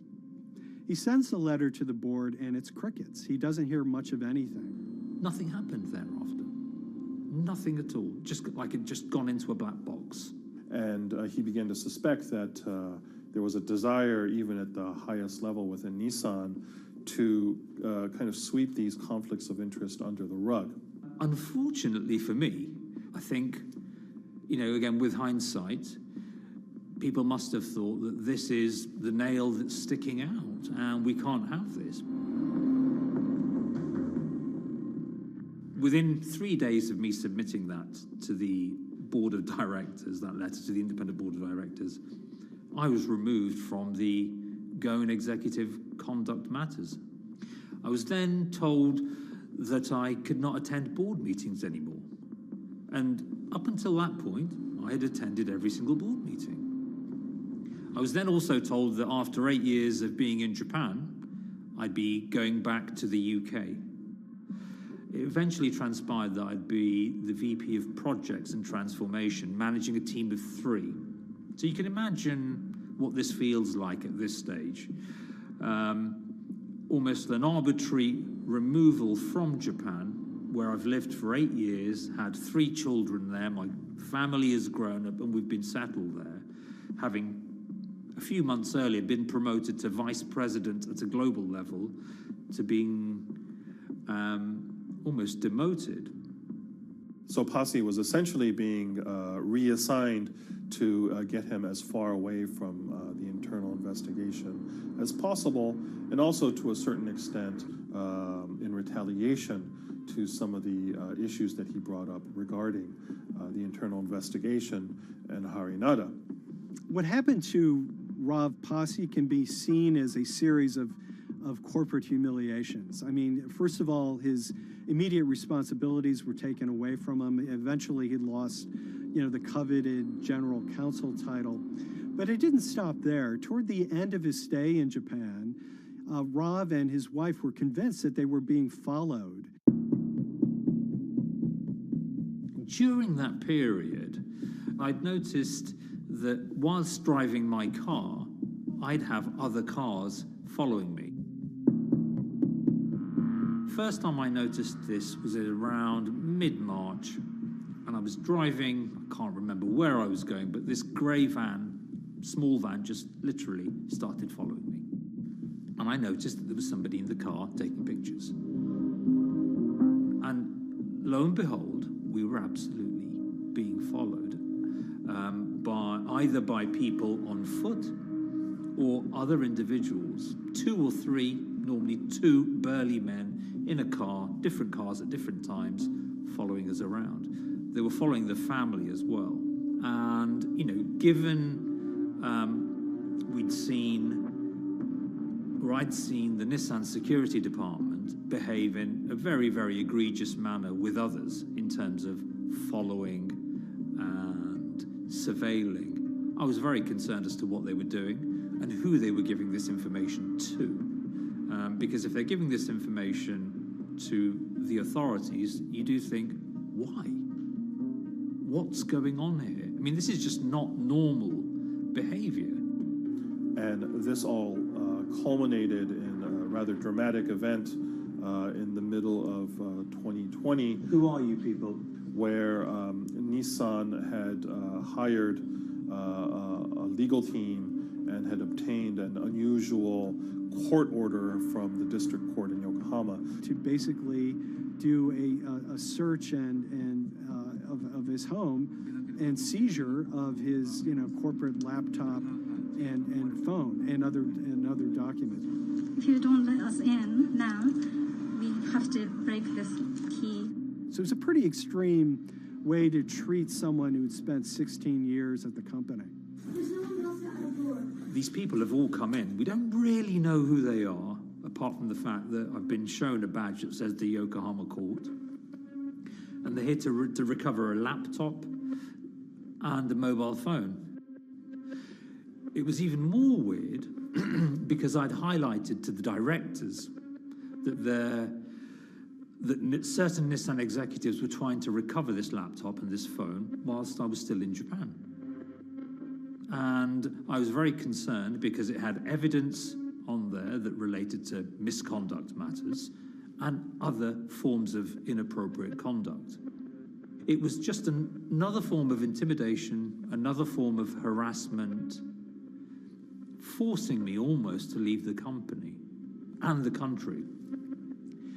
Because once they'd retained and obtained these items, we were still followed, which, again, I just couldn't understand. What is the point of doing that? This isn't a car company. This is not the KGB.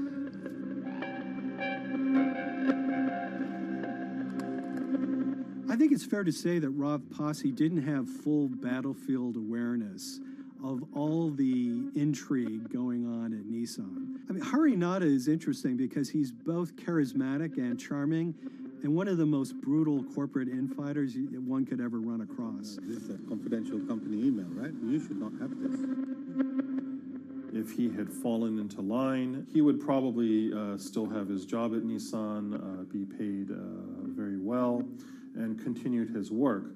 A career that he spent 16 years building at Nissan is irretrievably broken. It's been smashed to smithereens.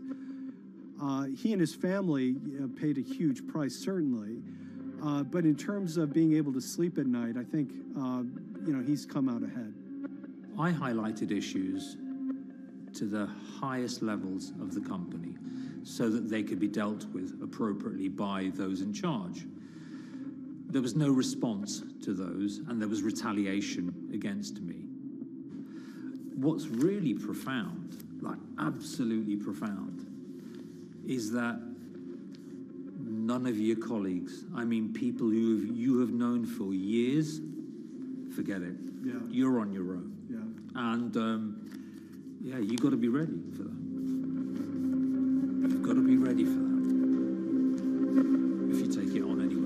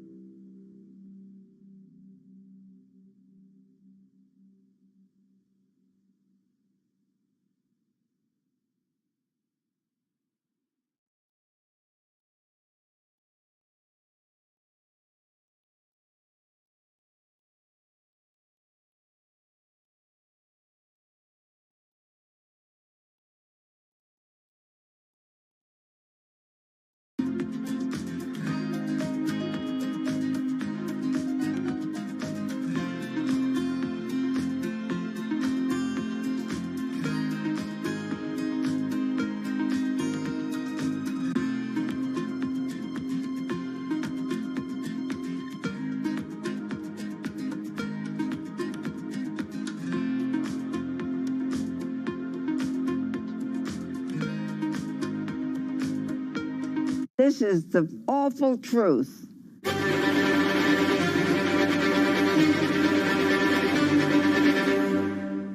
There's always someone in the family that's pushing it.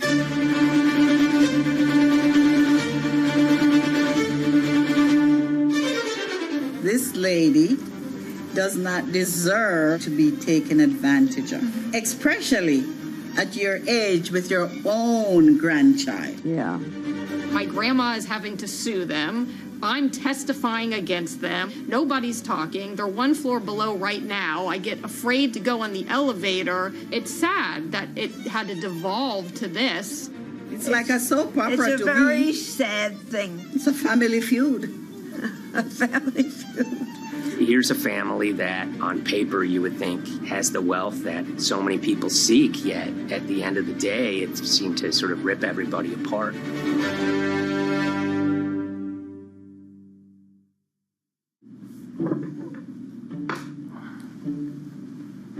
My name's Tom Schoenberg. I'm a senior reporter here at Bloomberg News, cover financial enforcement. I was approached by someone close to the Schottenstein family and asked whether or not I would be interested in writing about Beverly Schottenstein and this case that she had against J.P. Morgan. And it was immediately clear that there was a great story here to be told. So I started just, assembling all sorts of documents that the family made available to me. That included a diary that Beverly had begun writing when she started having suspicions about what was actually going on with her money. Beverly obtained her wealth from the Schottenstein kind of retail empire that has at times included Big Lots, Value City, American Eagle Outfitters, DSW Shoes. Beverly's husband died, and at which point they sold off their portion of the company, bringing them an enormous amount of wealth at around 1990. Estimates of her wealth were around $90 million. She, for many years, had that pool of money being managed by outside advisors. Her grandsons in the late 2000s had both graduated and were becoming financial advisors. She gave them a little bit to work with, and over time, her grandson, Evan, became the trustee of her entire estate. Managing sort of family money is not a conflict. In fact, some ways in wealth management, it's kind of how you get your start. It's kind of the seed that you need to sort of get going in the business. But Beverly started having suspicions that something was wrong probably in around 2016. Well, there were suspicious things, but taken separately without everyone talking about their own experiences, it was hard to really put it together. She had written a check to her caretaker, Dawn, that bounced. So she went down to her local Chase branch to sort of find out what was going on. She wasn't getting paper statements in the mail, so she asked them to print out a number of her statements having to do with her checking account and her credit card account. So we went to the bank and asked for the statements. And she got a whole year and going through all of them, page by page by page. And it was there she saw all sorts of charges that she said she didn't authorize or didn't know about. I was becoming very, very suspicious. I was starting to look in the money part, and that's what bothered me more when I saw that money was going. And I was not a big spender. Around the same time, Dawn, she starts noticing Beverly's son, who lived in the condominium below her, came up with Evan with a shredder and started grabbing papers in her office area, including some with J.P. Morgan letterhead, and just started sitting at the kitchen table, just shredding documents over and over. Yeah, they came in one morning. They used to do it in the back. Through the back door, and they brought the shredder inside. And then they went in the drawers in the office and took out all the papers, and they started doing it. I was very suspicious because I know you don't go around and destroying papers. Beverly said that they had done this many times before. That's when she said to me, Dawn, I'm going to write my feelings in this black book. Diary. And it's a diary, and she started writing. Each day she would write a little at a time. Around the holidays of 2018, a package had arrived, a FedEx package, and in it were materials about a venture capital fund based out of the Cayman Islands. Dawn and some other family members take a look at this, and they see that Beverly is signed up for this fund to the tune of $5 million over the course of several years. And that was really the beginning of it. That was sort of the tip of the iceberg when it became obvious that something was going on, that my grandmother really wasn't aware of this fund. You know, Beverly started to panic. She got really upset and called, JP Morgan's headquarters in New York and asked for Jamie Dimon. She said she was told someone would call her back, but she says that never happened. She wrote a letter to Evan and Avi, and in there she laid out a number of things that were concerning her: unauthorized trading, the checking account. She had about $1 million worth of jewelry in a safe deposit box, and that her son Bobby had the key to that box, and that jewelry had gone missing. All this was kind of packaged in this, 5-page handwritten amendment to a will and trust. There's such an evolving narrative about why the jewelry was taken. The only truth we really know is that the jewelry is gone. But why it happened, there have been a lot of different stories. You just don't take your mother's wonderful things and hand it out. And they emailed that note to JP Morgan to seize all activity on her account. And it ended up setting off a firestorm after that.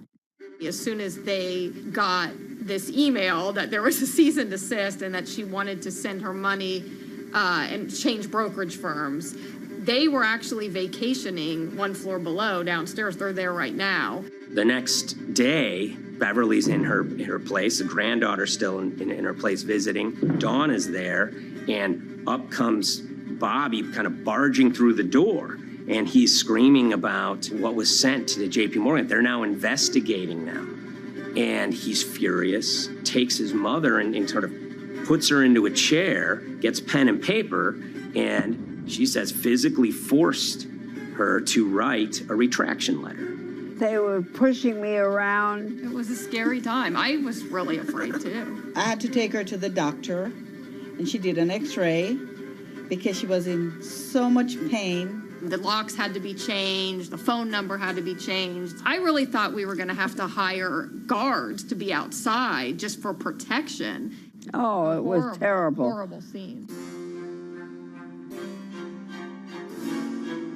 Beverly brought her case before the Financial Industry Regulatory Authorities, usually known as FINRA. It took several months of hearings. She sees all sorts of transactions that's going on, hundreds of them that she claims that she never knew about, never authorized, but yet were logged in JP Morgan's files as having been direct requests from her. That included the sale of a large amount of Apple stock worth several $1 million, as well as all her stock in Big Lots. Over the course of their time with JP Morgan, Evan and Avi were making all sorts of trading on her account that was generating millions of dollars in commissions for themselves and the bank, yet she was not sort of getting any of the type of gains that you would expect sort of an $80 million account in a bullish market to be able to get. They issued a ruling entirely in her favor, finding that her grandsons, as well as JP Morgan, they were liable for violating their fiduciary duty, misrepresenting themselves, and they also found that the bank and her grandson, Evan, were liable for elder abuse. Evan and Avi, they were fired from JP Morgan. They issued an award of about $19 million. I reached out for comment, and JP Morgan emphasized that Evan and Avi were no longer with the firm and that their actions do not represent the sort of values of the bank. I reached out to Evan and Avi, heard back from their lawyer saying that, they disagree with the law and the facts that FINRA kind of used to decide the case against them and are seeing if they can have it withdrawn. Her son, Bobby, wrote her a letter, said his sons weren't criminals, and he also admits to taking her jewelry. And he says he needed it to pay off some bad business debts he had. They never once came up to say, I'm sorry.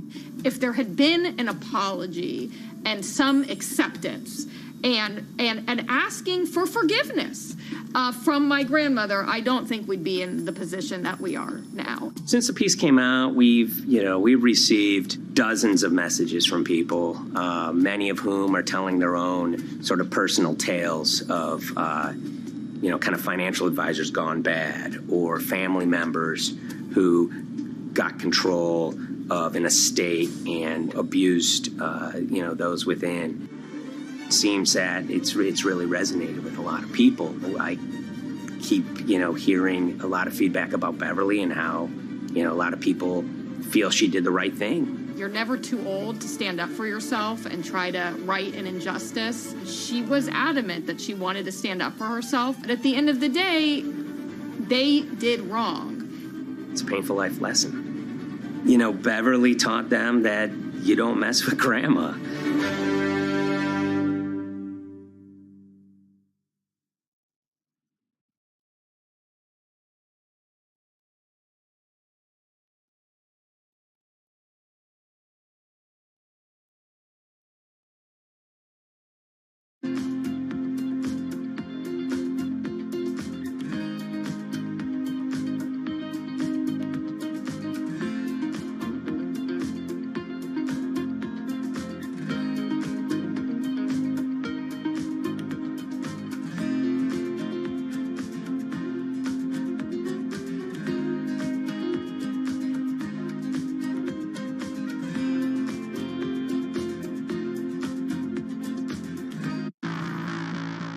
On April 20th, oil markets did something they never had before, and they crashed, went into negative territory and closed the day at minus $40. Meanwhile, in a place called Thaden Boyce in Essex, a group of 9 traders, led by a guy called Cuddles, made $660 million over the course of a couple of hours. The price of oil has collapsed to a record low. We've never really seen anything like it. WTI this morning down more than 35%. People maybe wouldn't have been so surprised if the oil price had fallen to zero, but the oil price went to minus 38. It went far lower than anyone had expected. And so lots of people in the market were saying, well, hang on, something else is going on here. A couple of months later, I started to get wind through a kind of network of sources that a tiny firm in the outskirts of London had made a huge amount of money that day and potentially had some part to play in what happened. The information we got was that 9 traders at Vega Capital London had made in the region of $660 million in one day. As a group, I think they made as much money in one day as Apple makes from its international sales in one day. I mean, it's an insane sum of money. Did they pull off a fantastic trade? Did they predict the way the market was moving and get it absolutely right? Or was there something else going on, and had they actually done something that breached market rules in a bid to sort of push the market? And that investigation is ongoing.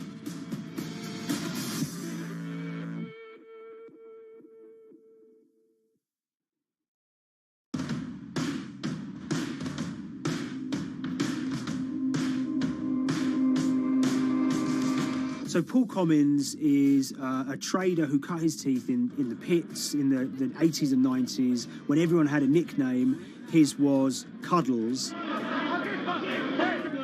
If you can imagine, that was a very sort of cutthroat type of world where people are doing, hundreds of thousands and millions of dollar trades by shouting at each other, giving hand signals, and then sort of scrawling on scraps of paper. The culture of the trading pits in London was very influenced by the working class guys who became traders there. They weren't like the city bankers that had gone before them. They weren't usually Oxford or Cambridge. They didn't wear Savile Row suits. They were ordinary working guys who happened to have a talent for trading. And a lot of them came from Essex.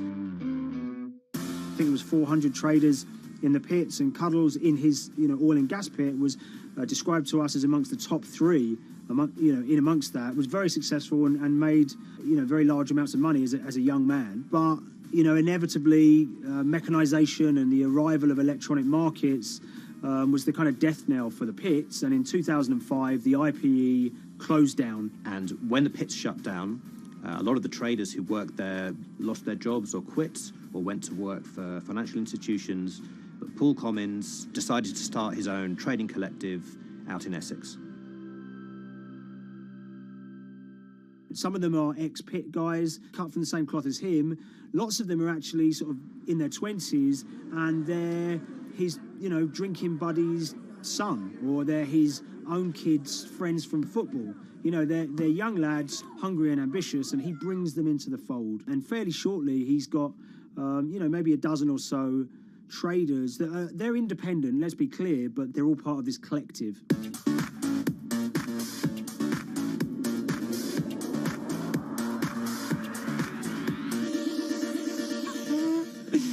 Yeah, I'll let Liam deal with Essex.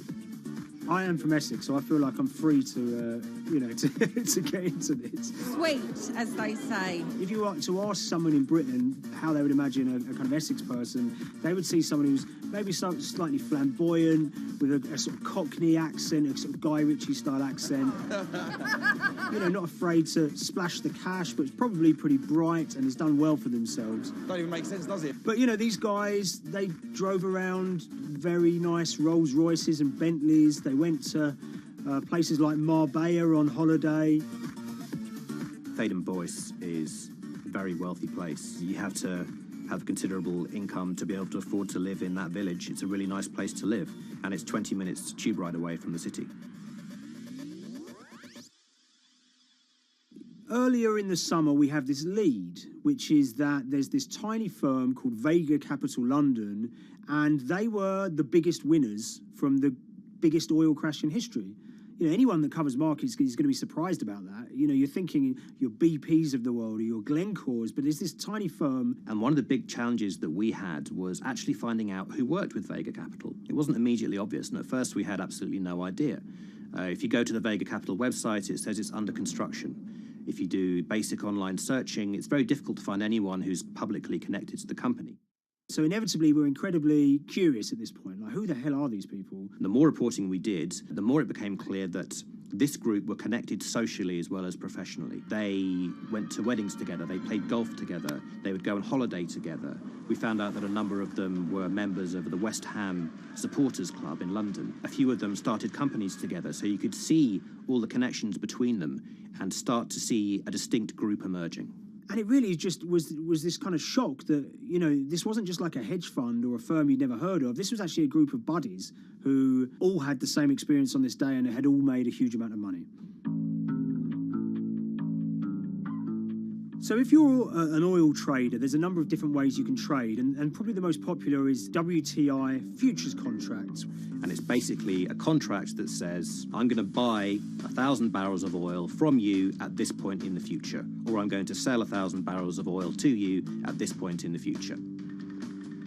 It's actually just a financial contract to gamble on to predict whether oil is going to go up or down. On the 20th of April in Essex, there had been signals for a while that this was going to be an exceptional day in oil markets. And we know that some of them arose early and started their trading in the early hours of the morning while it was still dark outside.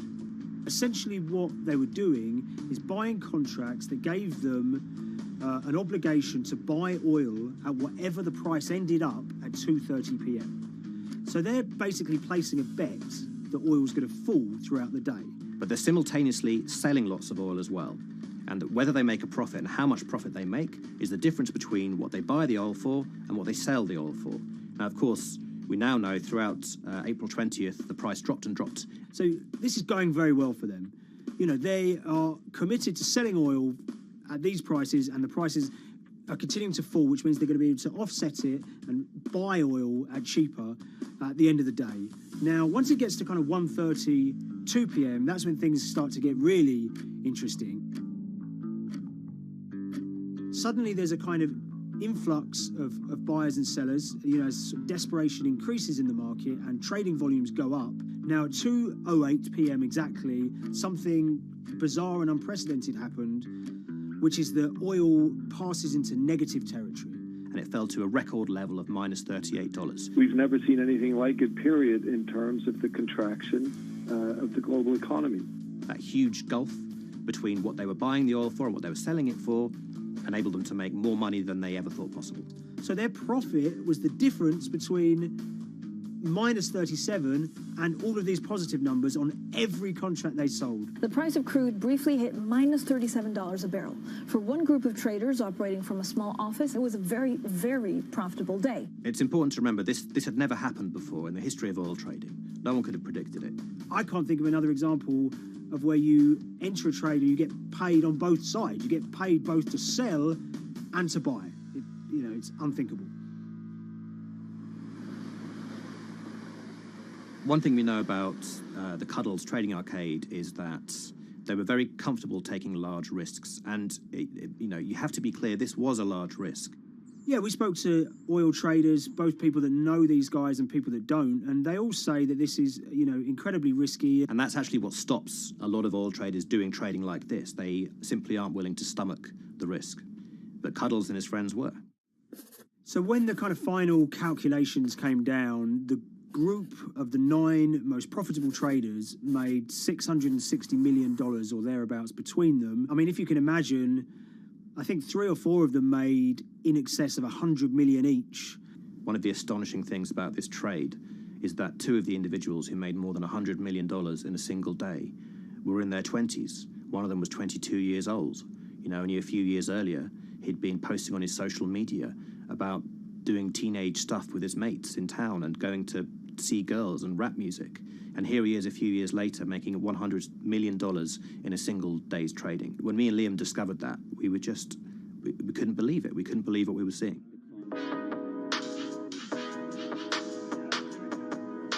Oil trading is a zero-sum game. Anytime you're making money as an oil trader, someone else is losing it. Amongst the biggest losers were the investors in this Chinese fund, Crude Oil Treasure Fund. There were thousands of them, and they lost everything. Lots of people had put their savings into oil funds. They lost money that day. Big banks and brokers who sort of stand in the middle of trading parties, they lost money that day. And another interesting thing is that oil-producing countries like Kuwait or Canada, they sell oil as an average of the WTI closing price over the preceding month. So the fact that one of those numbers in that average was minus 37 meant, if you can imagine, countries like Saudi Arabia and Kuwait potentially lost a couple of dollars on every single barrel of oil they sold that month. Vega Capital's traders made such an extraordinary sum of money that it was inevitable there would be some scrutiny of what they did. But it wasn't just the sums of money they made. In the vital half an hour before the settlement price was set, they were by far the biggest sellers of oil futures in the market, which is an incredible thing to think about when you consider that the other participants in that oil market are going to be the world's biggest banks, oil majors, BP and Shell, and here you have a group of 9 guys in Essex who are having this significant influence over a global market for oil. I mean, I think you have to assume that if these guys had made $7 million or $10 million, they probably would be celebrating in Essex right now. But the fact that they made closer to $700 million has meant that they are facing understandable scrutiny. We wrote individually to all the Vega traders who did exceptionally well that day, and we got a letter in response from a law firm representing the group.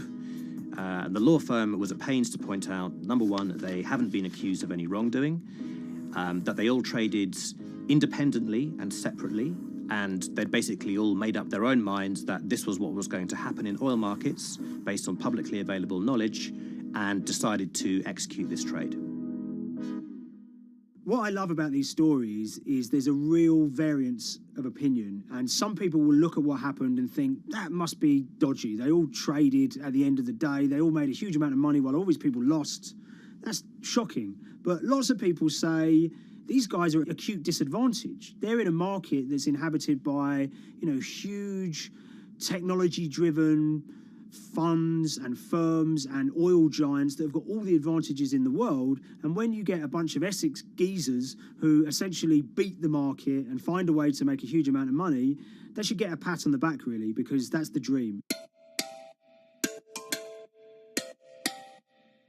Since this happened, a lot of the guys have stopped trading the monthly settlements that they'd done so well at in the past. Several of them have set up new companies. They've essentially gone very quiet. Any kind of social media presence they had has kind of closed down. By all accounts, they're, waiting this out. It's certainly too early to try and predict how the regulatory investigations are going to pan out. We just don't know. There's a number of potential outcomes for these guys. Potential punishments if there are any findings of manipulation against Vega or anyone affiliated with it might be you could be fined, you could be banned from trading, and in the most extreme cases there have even been criminal prosecutions in the past of people who have been found to have been manipulating the settlement and misconduct related to trade at settlement. There are other outcomes too. One obvious one is going to be that they're able to walk away from this life-changing trade with all the money that they made and celebrated as heroes in the trading community. That they'll go down as legends.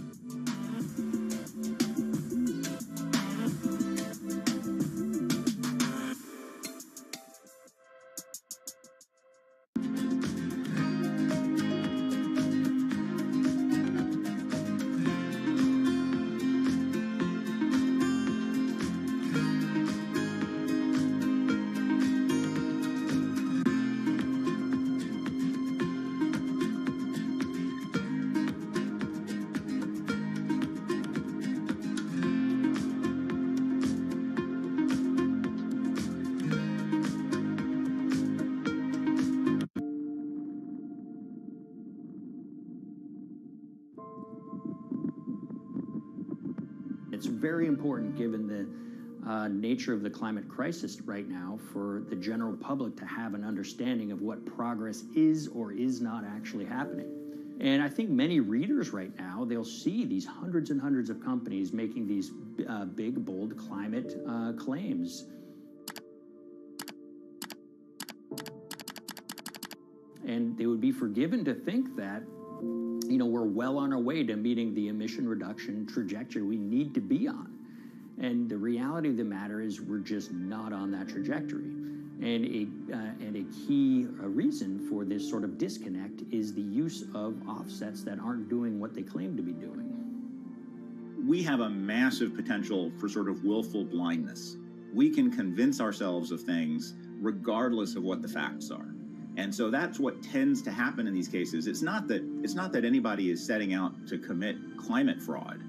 They sort of walk themselves into a situation and they convince themselves of one thing, and that allows them to convince themselves of another thing. But at the end of the day, they're doing something that makes no sense at all.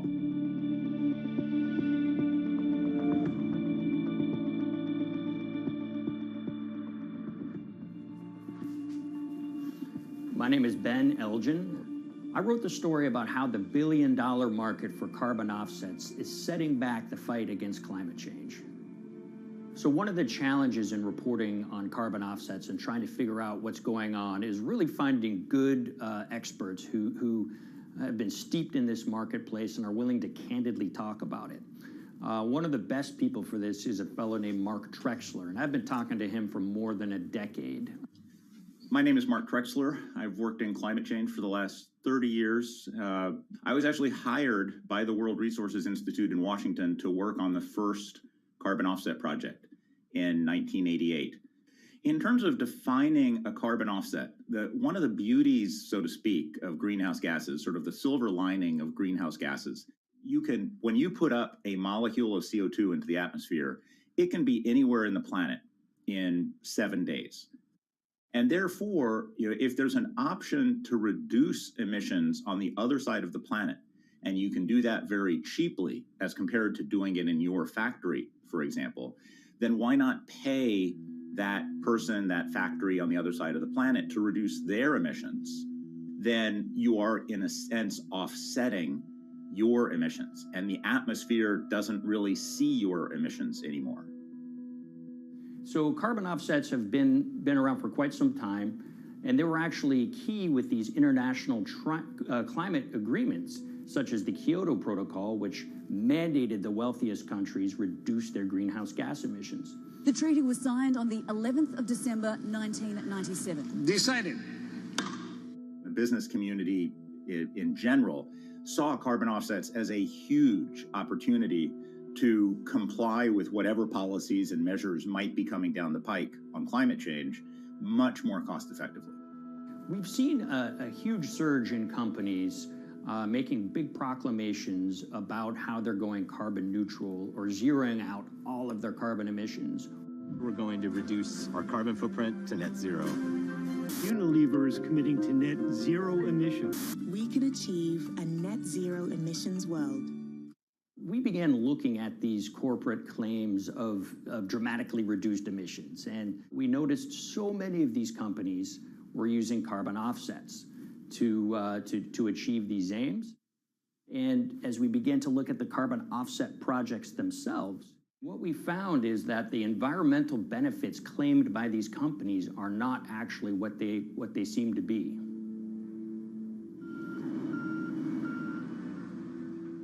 And as we sort of saw and spotted a number of these very aggressive carbon offset projects, which appeared to be generating inflated credits or bogus credits, we saw a number of them were associated with the Nature Conservancy.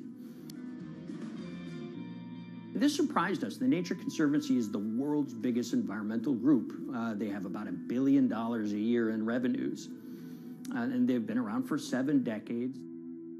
They've preserved about 125 million acres of land, and they've done so many good works over the years, and they've been very strong in terms of working with corporate partners.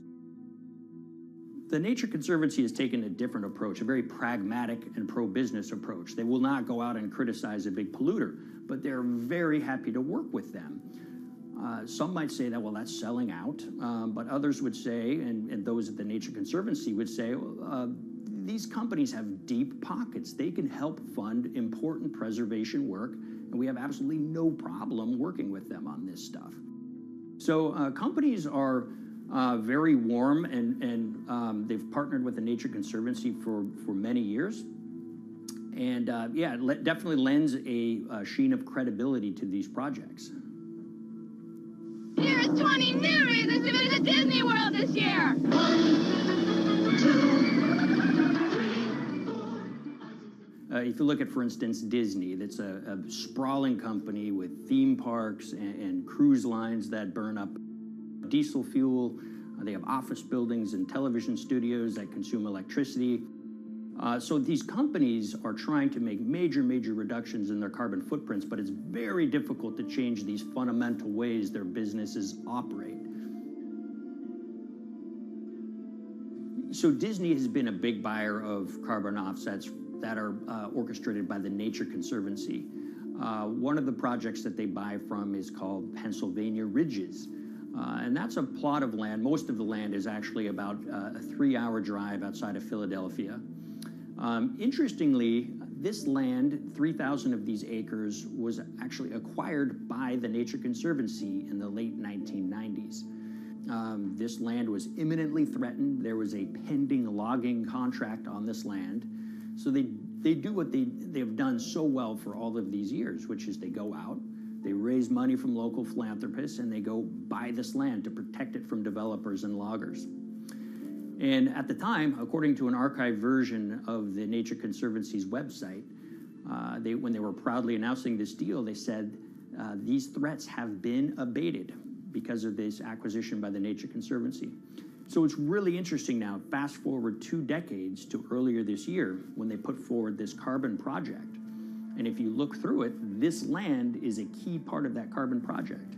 And what they're now saying is this land is now, once again, imminently threatened. 72% of the trees are going to be cut within 5 years. Now, this is just astounding because this land is owned by the Nature Conservancy. They do not clear-cut land that they've bought through philanthropic donations. So this scenario that they've put forward to get carbon revenues is not really plausible. And what that means is when you have Disney coming in and buying these credits, when it eventually lowers its carbon footprint because of these credits, well, that won't be a credible or truthful claim by Disney.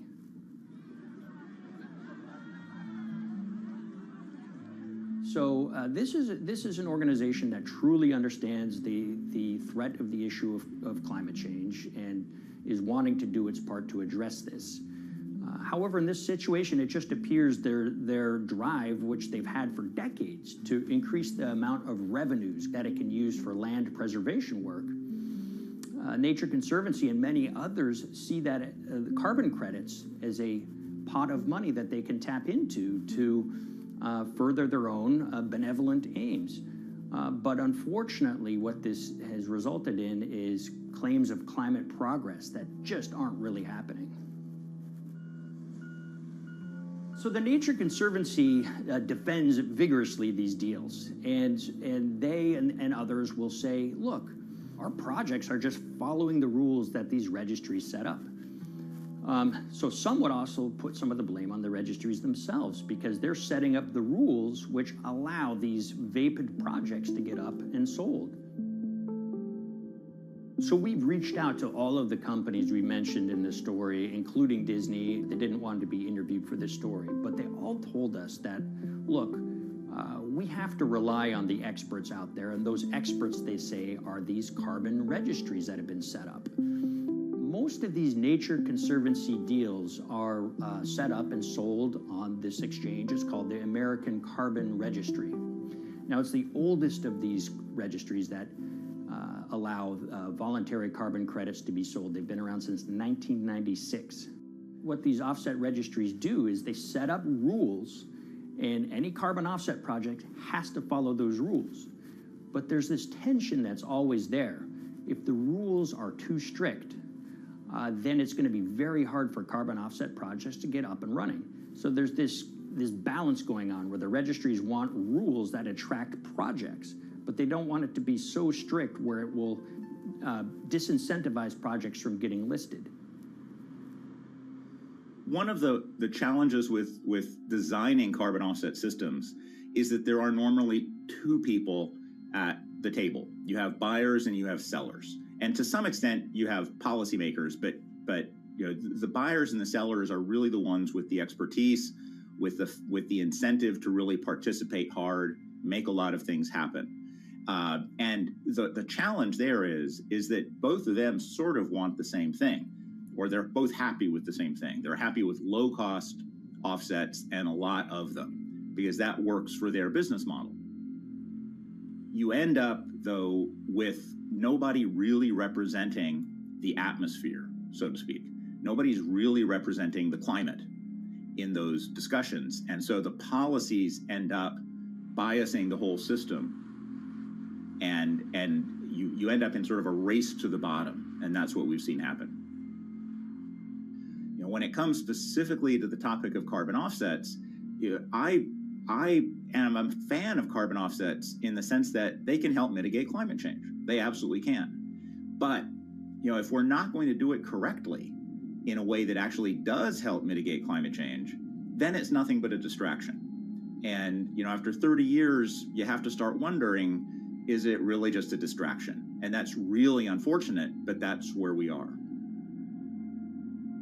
Ultimately, what needs to happen is systemic change. You know, we're sort of nibbling around the edges with some of these different things.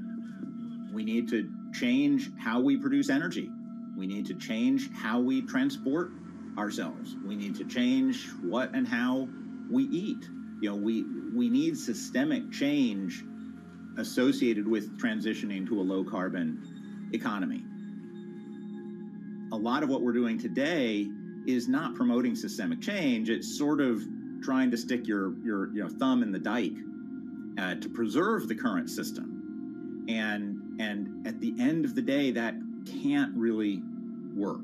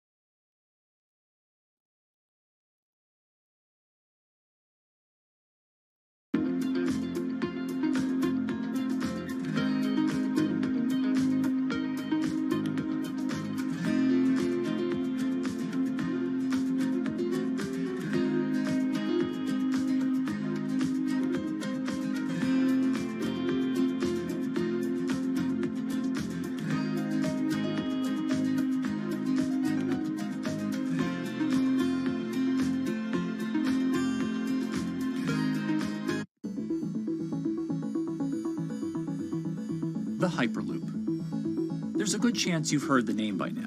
This is the Hyperloop system. It can take people hundreds of miles in minutes. The Hyperloop, a series of tubes that would transport people in pods at ultra-high speeds over long distances. This is a remarkable new form of transportation that can whisk people from city to city in a flash. 29 minutes from New York to D.C., 30 minutes from L.A. to San Francisco. For years, we've been seeing these futuristic, utopian renderings of some cross between a spaceship and a monorail. But lately, the Hyperloop is becoming much more real. Yes! It was surreal to be even sitting inside a Hyperloop, and just even more incredible to actually be like riding down a track in something that was nothing more than a crazy idea 6 years before.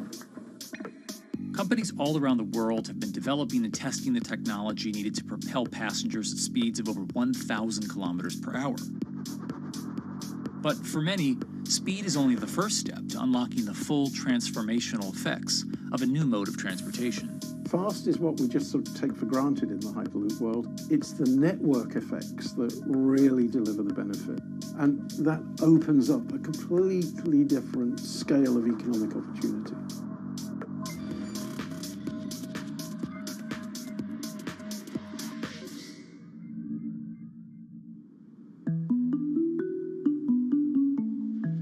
We've got planes, trains, automobiles, and boats for getting around Earth.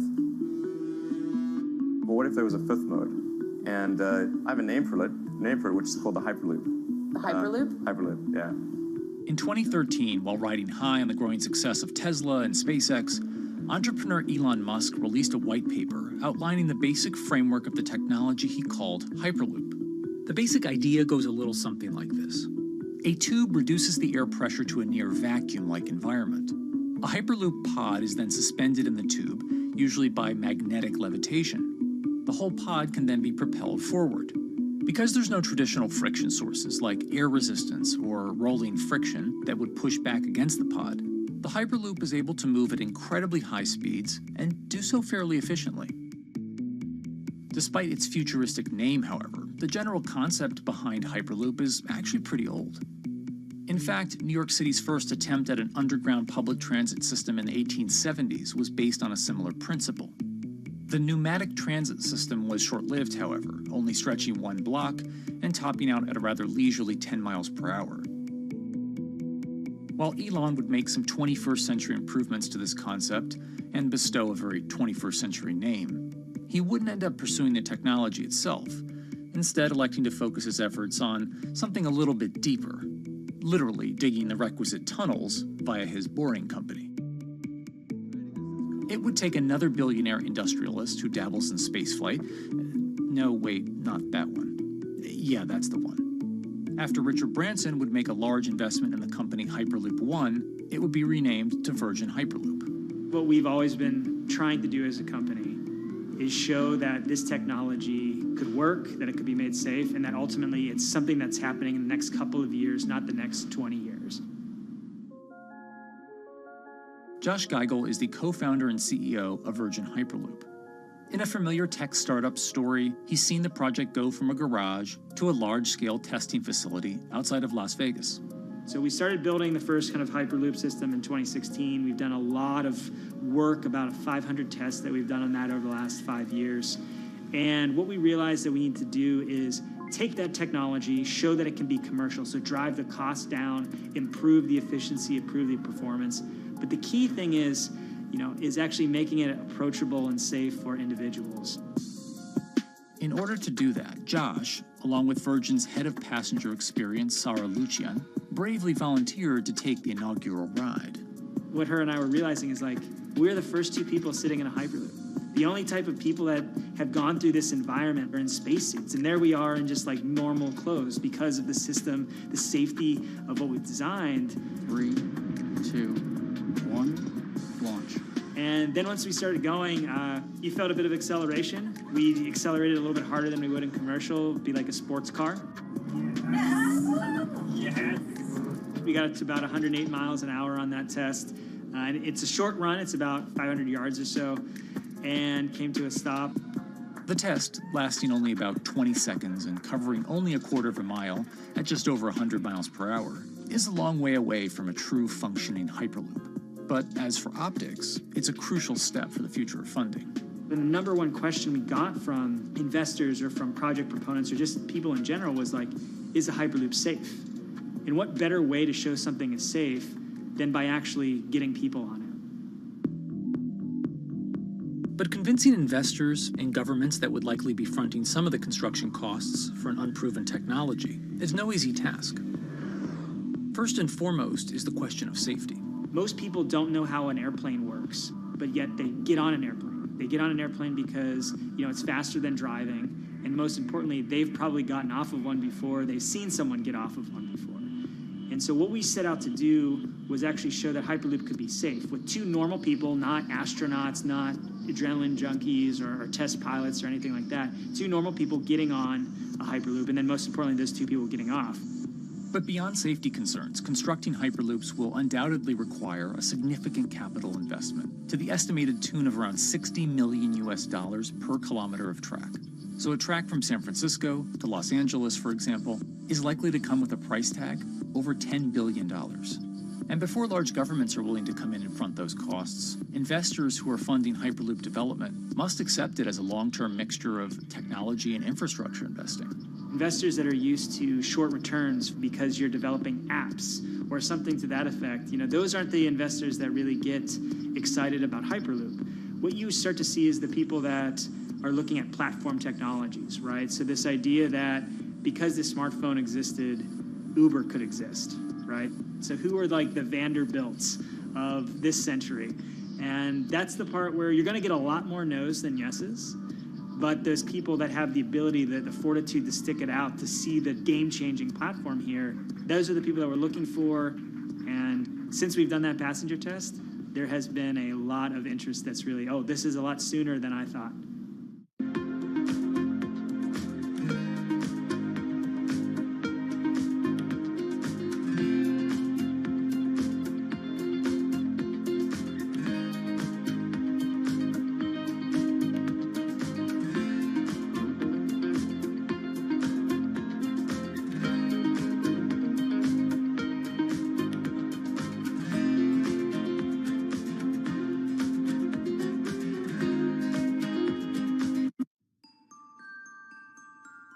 Envisioning the ripple effects of what Hyperloop could achieve, though, is fairly challenging at this stage of development. It's fast, yes, but for point-to-point travel, traditional maglev trains can move pretty fast as well. And outside of China, South Korea, and Japan, even those haven't seen much adoption elsewhere due to the high costs and questionable profitability. The Shanghai line in China, for example, loses around $100 million every year. Hyperloop companies, however, believe they can offer something different than traditional railway lines. My name's Alan James, and as far as I know, I'm the only guy on the planet who's written a government-level business case for 300 kmh conventional high-speed rail, 500 kmh maglev, and 1,000 kmh Hyperloop. It's fundamentally about moving people from where they are to where they want to go, when they want to make those journeys, and doing it in much smaller numbers. So pod designs for Hyperloop range from 12 to 28 seats, typically. Why are they small? It's because small enables the network to operate flexibly. And a great example of that is the east-west strategic route across the north of England, from Liverpool to Manchester to Leeds.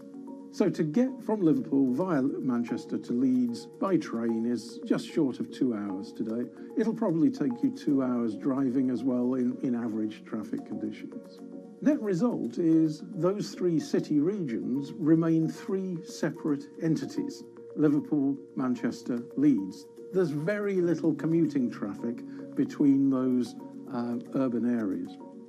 Hyperloop absolutely changes that from the ground up. Liverpool to Manchester is a 5 or 6 minute journey. Manchester to Leeds is also a 5 or 6 minute journey. What that effectively does is create a single supercity economy. In this vision, the Hyperloop acts a little more like a highway, where pods have fixed destinations and don't need to stop along the way. Meaning you can travel on a Hyperloop network from, say, Liverpool to Leeds, while the pod behind you travels from Liverpool to Manchester. And if that metro Hyperloop network is connected to other networks from the same location, you could travel from Liverpool to Paris or Liverpool to Amsterdam, all without making a single stop. For passengers, for business, for leisure, that is utterly transformational. For high-value freight and logistics, it's equally transformational. But critically, if you do a Hyperloop network at scale, you begin to deliver massively significant carbon savings too. A multi-regional Hyperloop network could become a replacement for both short-haul passenger and cargo flights and traditional ground transportation, both of which are significant carbon producers.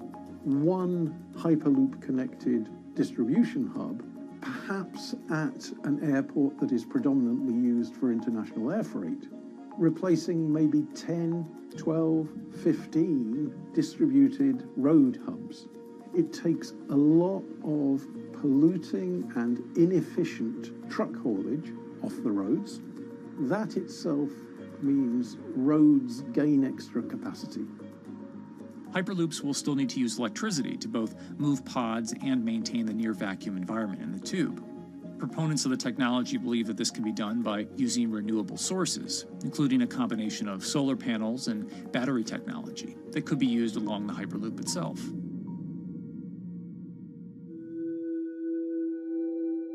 But even with all multipliers of time and carbon emission savings that a Hyperloop network may provide, the investment capital required to actually build such a network becomes even more economically and politically daunting. Committing doesn't mean spending billions on day one. Committing means, how do we phase it?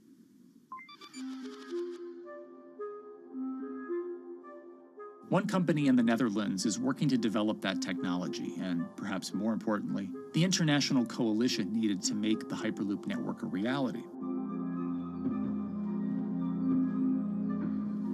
So we are here in Europe's first full-scale Hyperloop test facility, where we can already prove every conceptual technology of the Hyperloop. This is Tim Houter, a co-founder and CEO of Hart Hyperloop, headquartered in the city of Delft. And while this testing tube might not seem as large as others, inside is a key technology to create the on- and off-ramp type infrastructure of a Hyperloop network. That is, a lane switch. That's something we can already test here. You can actually see it here, that the track is diverging from one track into two. That makes it possible to eventually split up the Hyperloop track in two sections. And in that sense, you can create a complete Hyperloop network. That in the end will make it possible to travel, for example, over a whole continent. And take Europe, for example, with the same ease as you can now travel with a metro in a city. The nice thing about this magnetic levitation system that we have developed is that there's absolutely zero moving components in the track. So for example, if you have to do a lane switch, all you do is that the tube basically splits up, and statically the tracks also split up.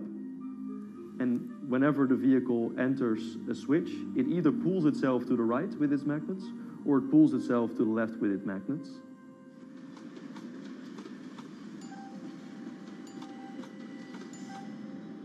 Lane switching on traditional rail requires the physical movement of the rail. Even modern magnetic levitation tracks use lane switching techniques in order to transfer trains from one track to another. And this is a very crucial element, because this is the thing that limits the capacity and, in the end, the usefulness of the rail network.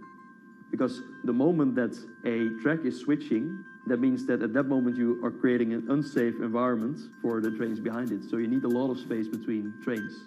In a Hyperloop, because you have no moving components in the track, all the vehicles can be much closer to each other. You can achieve a very high frequency and basically have your vehicles moving and merging in and out of the network very much like a highway.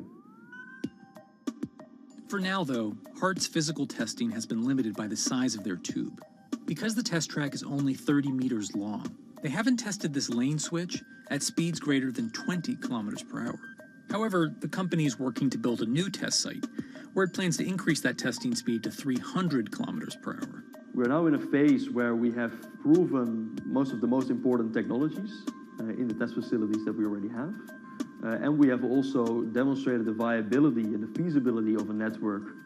If you look at all the subsystems that it consists of, most of those are proven systems, already demonstrated in lab conditions. So we don't really believe that the technology itself is going to be the biggest challenge. Because for all Hyperloop companies out there, actually building a Hyperloop system requires more than just a good product. We're talking about the safety aspects, we're talking about integration into the environment, we're talking about the social aspects. Do people feel comfortable traveling in such a system? So it's about all these different aspects, and the complexity is really getting all the different stakeholders that are relevant and that do need to contribute to bring this to market, to get them all following the same roadmap.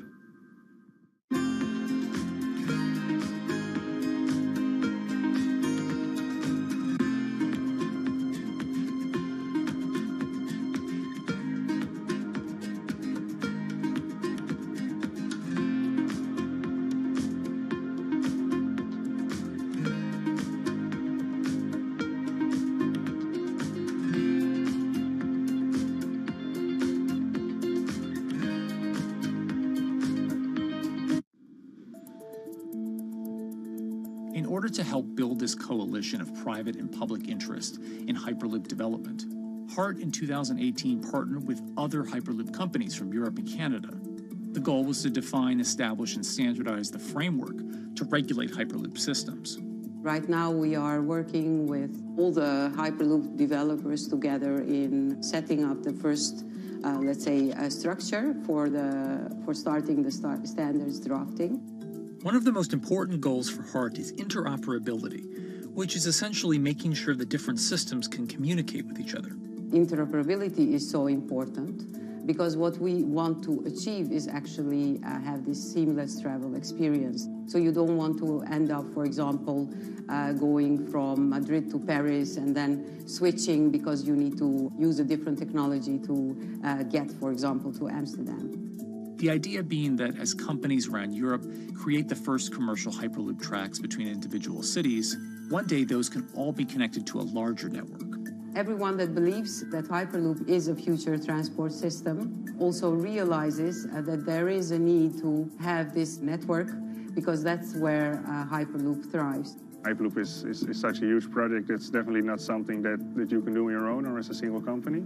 So you need to do it with a lot of other companies. You need to have the governments. And I think in that sense, the biggest challenge that we've encountered is to really get all the required parties together to take the steps in development and in commercial implementation. HART's next plan is to build the European Hyperloop Center, an open testing facility which will include a 2.6-kilometer test track. And the company hopes to test travel speeds there at up to 700 kilometers per hour. Virgin Hyperloop is also racing to construct the first commercial Hyperloop route, with projects in various states of development in India, Saudi Arabia, and the United States. Recently, the company announced plans to build a Hyperloop certification center in West Virginia, which will include a 6-mile-long test track. Proving the technology here will be crucial if Hyperloop networks can find a home among infrastructure investments that the Biden administration hopes to make. The idea that there's multiple Hyperloop companies, I think, is a redeeming aspect in the business.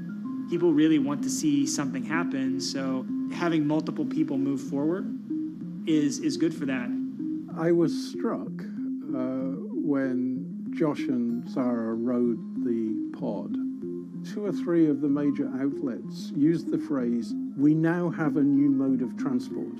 And although all of that technology had existed before those 2 human beings rode it, it was the moment at which those 2 human beings traveled that short distance down the tube that in popular imagination, Hyperloop became a mode of transport. The metaphor I use with my team is that, the Wright brothers were first, but none of us fly on Wright brothers airlines anymore. If you don't continue to innovate, you're not going to be around, and so we'll continue to be at the forefront of building Hyperloop.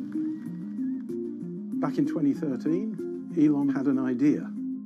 I think the difference now in 2021 is some brilliant engineers have spent real time grinding out the details. And I thoroughly expect the next 3 to 5 years to be decisive.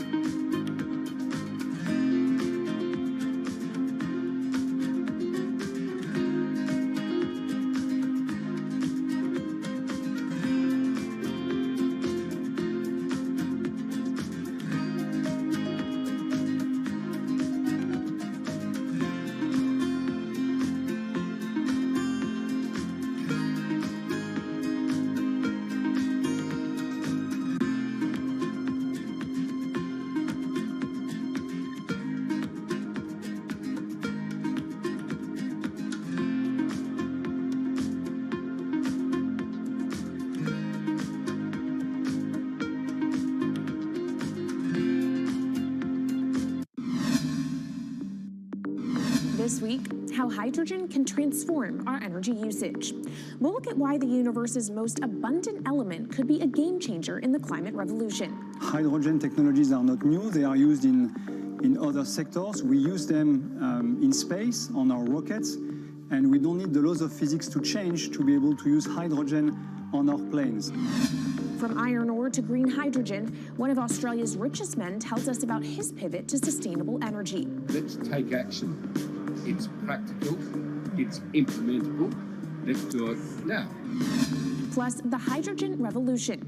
We'll speak with the CEO of Italian utilities firm Snam about his new book and how green hydrogen could be competitive within 5 years. Costs are coming down and people are waking up to the fact that it's the only way to decarbonize certain sectors. From Bloomberg's global headquarters in New York, I'm Kaylee Lyons, and this is Bloomberg Green.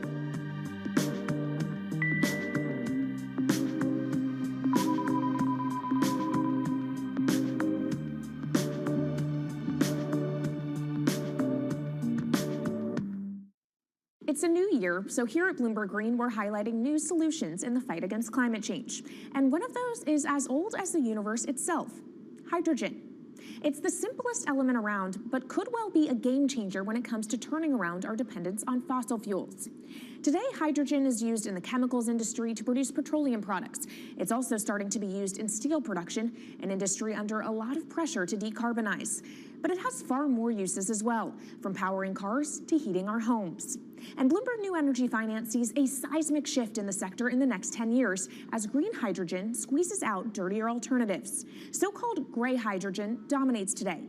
But as renewable electricity gets cheaper and more accessible, so will green hydrogen.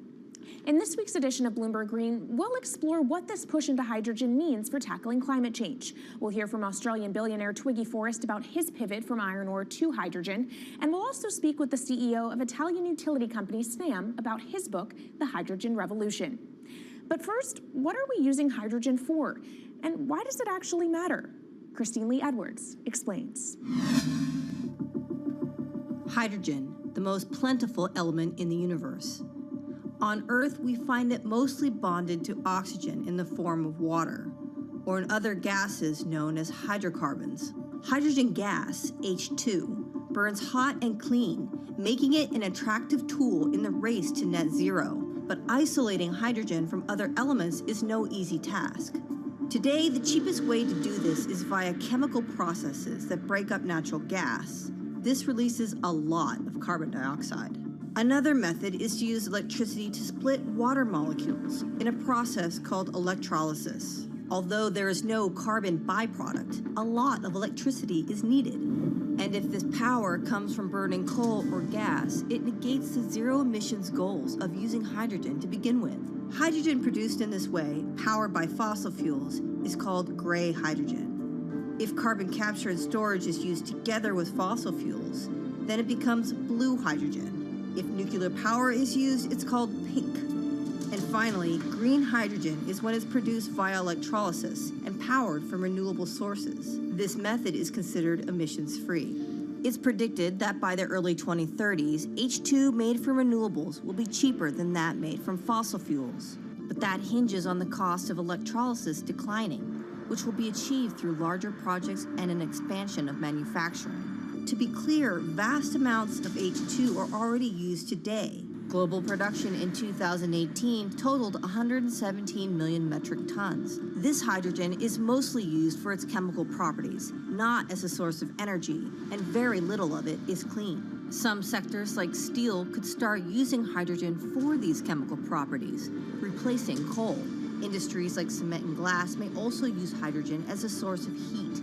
Another advantage is its energy storage potential. It can be stored over long periods of time and used when more power needs to be added to the grid. It also could hold an advantage over batteries in heavy transport and shipping. The promise of hydrogen for energy has been around since at least 1874, when Jules Verne wrote about it in his book, The Mysterious Island. But the future of hydrogen will depend on policy. Countries with net zero targets, carbon pricing, and hydrogen strategies with investment mechanisms are likely to see the highest H2 demand.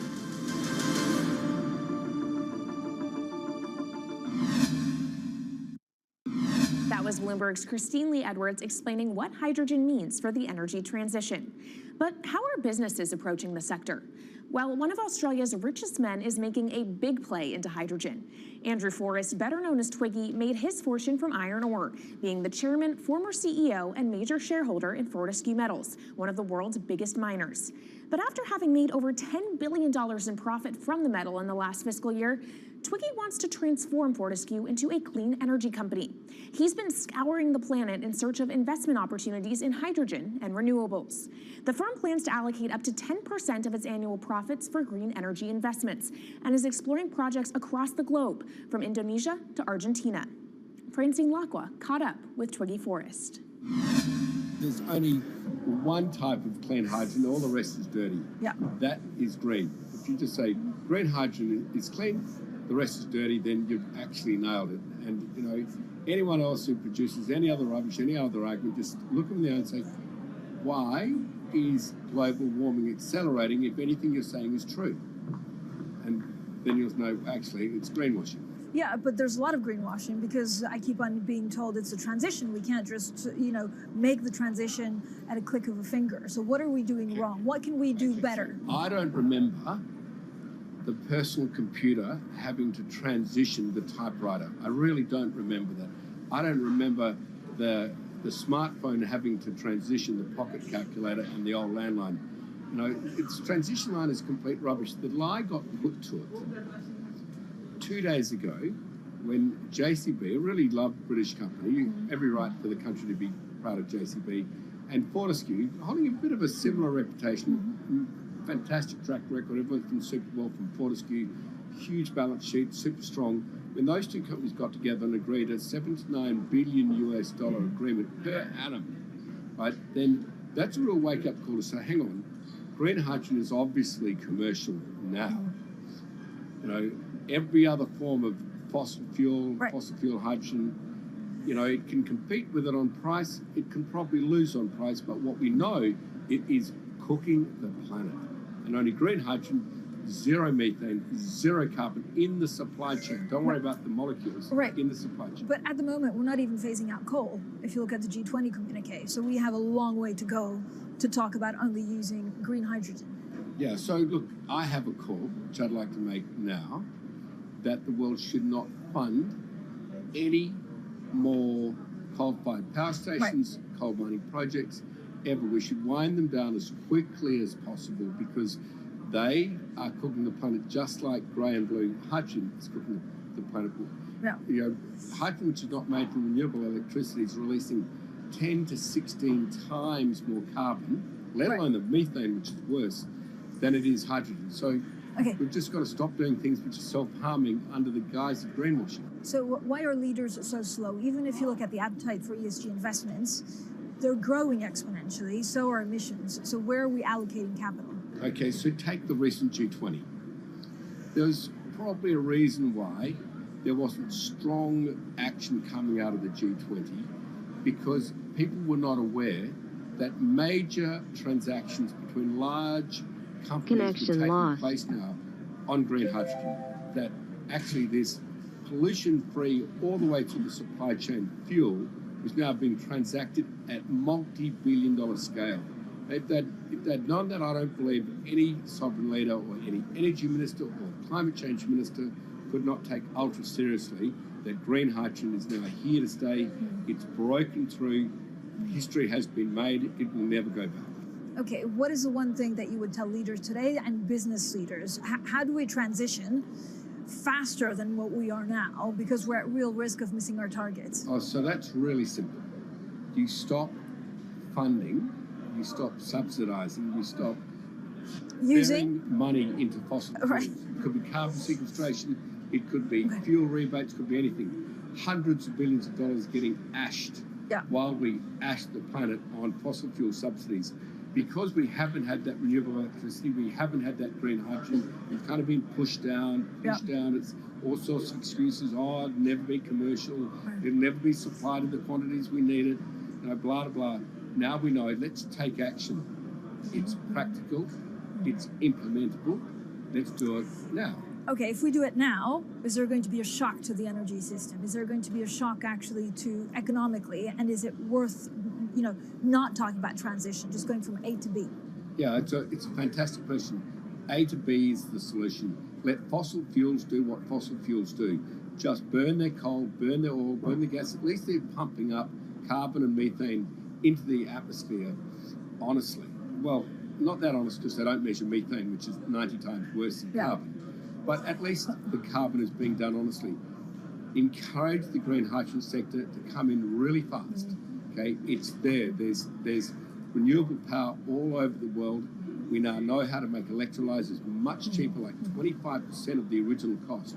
We know how to do that now. We don't have an excuse to get into it. Does it need to be cheaper than oil and fossil fuel for it to be viable worldwide? Well, right now it is. Okay, so let's just swallow that bit of financial data. Right now it is cheaper, and it's getting more cheap.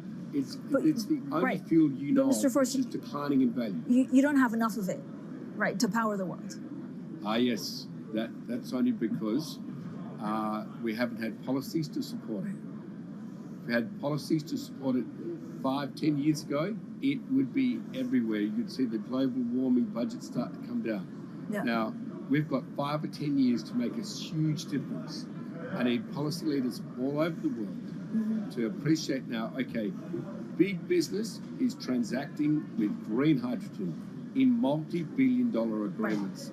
We now know it's here and it's here to stay. Let's spread it everywhere. Coming up on the program, the hydrogen revolution. We'll speak with the CEO of Italian utility firm Snam about his new book and why he thinks green hydrogen will be competitive in just 5 years. Plus, how are airlines working to become more sustainable?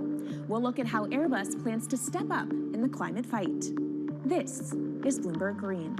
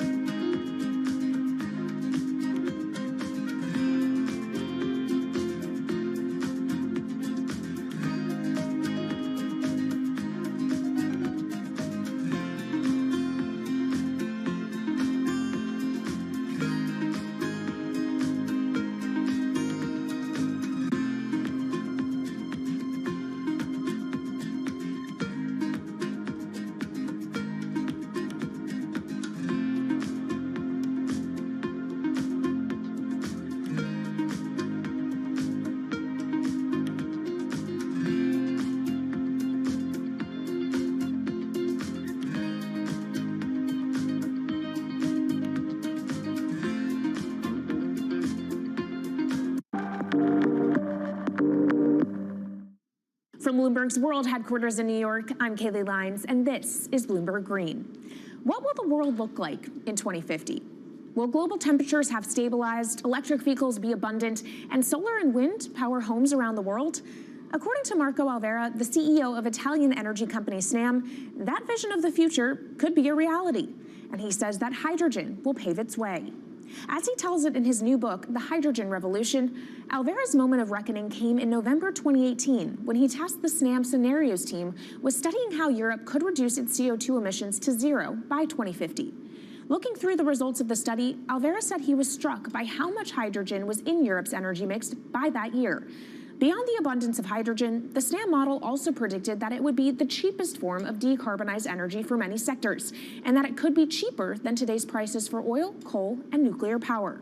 Our Maria Tadeo spoke with Alvera at COP26. It's happening all very fast. We see the cost of hydrogen coming down a lot. Hydrogen will play a big role in the energy mix. I don't know if it's going to be 15 or 25% of a fully decarbonized energy system, but it's going to be big. Costs are coming down, and people are waking up to the fact that it's the only way to decarbonize certain sectors, the so-called hard-to-abate sectors. And you say it's the only way and the costs are coming down. Where do you see prices moving? Because a lot of the reticence at times has to do with the pricing, that some argue, well, it's still not the cheapest option on the market.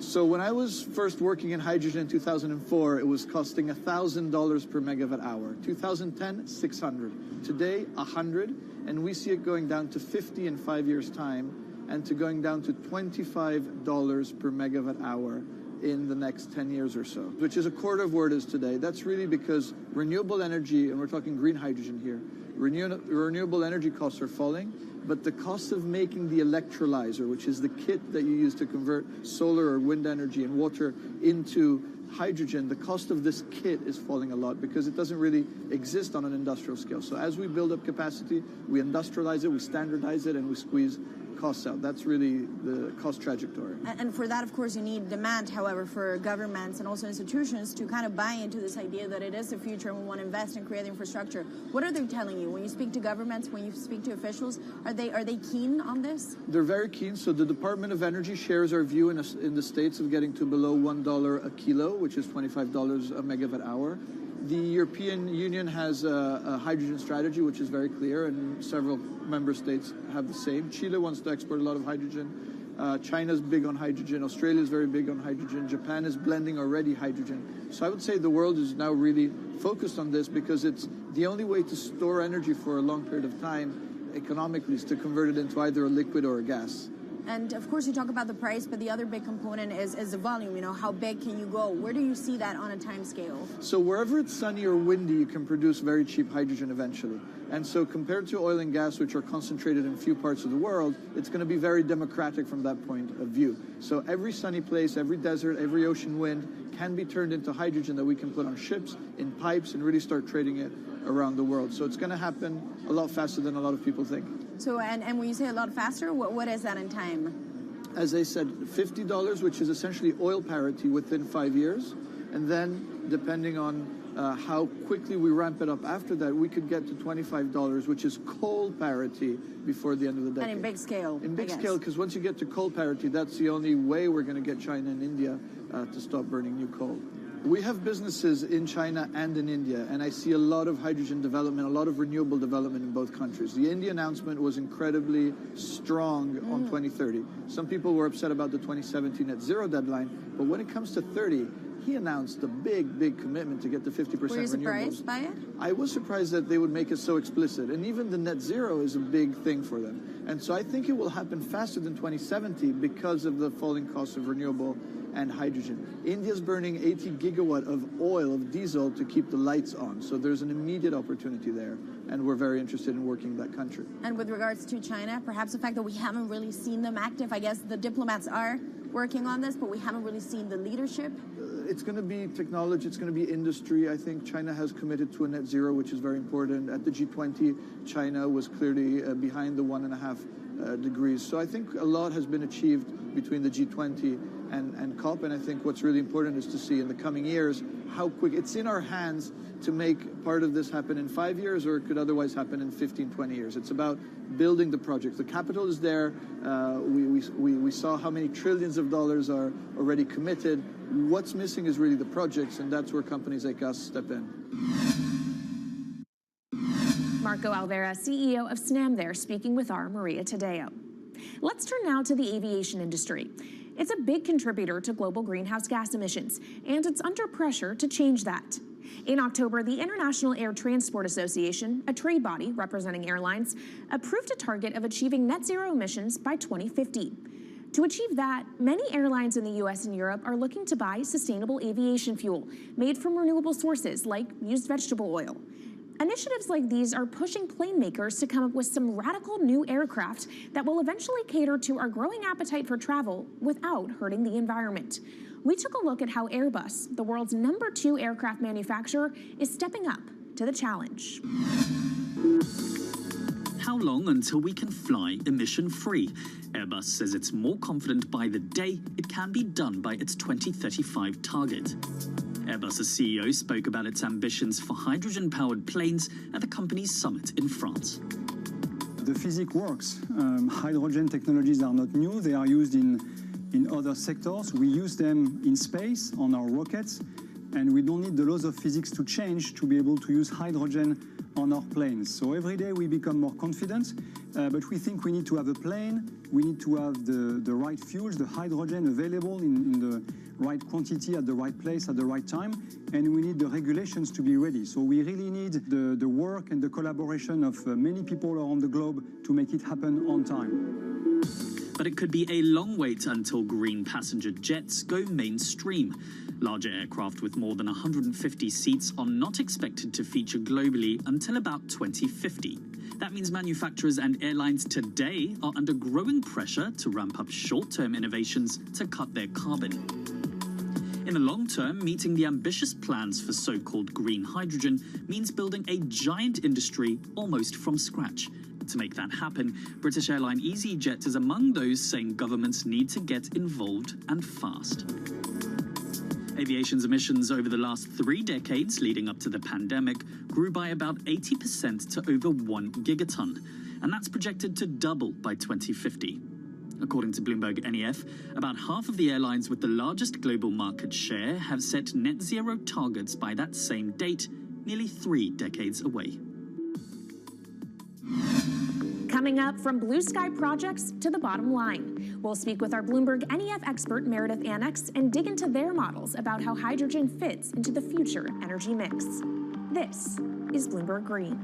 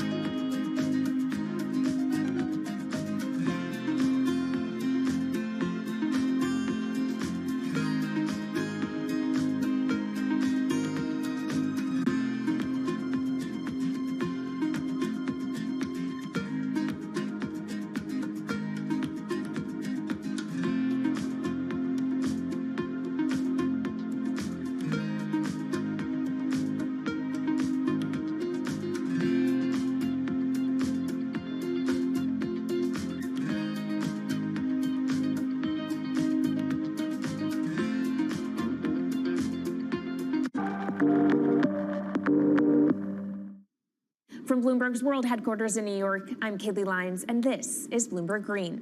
Now let's bring in Meredith Annex, our Bloomberg NEF hydrogen specialist, to talk more about how hydrogen could change the energy landscape. So Meredith, what place do you think hydrogen is likely to have in the future energy mix globally? Hydrogen's this incredible solution for us as we look to decarbonize because it's a perfect solution in areas that are hard to electrify. So where we like to think about hydrogen playing a role, it's in things like heavy industry, especially where you need a feedstock as well as energy source, and in things like dispatchable power, long-haul transport, maybe even shipping and aviation. That sounds great that it can be used for such diverse industries. At the end of the day, though, how much is this going to cost? Well, that's the amazing thing about hydrogen, because depending on how you make it, it can actually see significant cost declines in the future.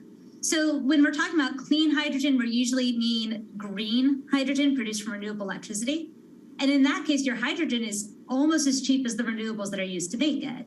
So if you're in a place with really good renewable resources, you'll be able to have cheaper hydrogen. But even in places with less good resources, we think that hydrogen can be cheaper than $1 per kilogram, which is the price of unabated hydrogen today, and around $8 per million BTUs for those who prefer to think in energy units.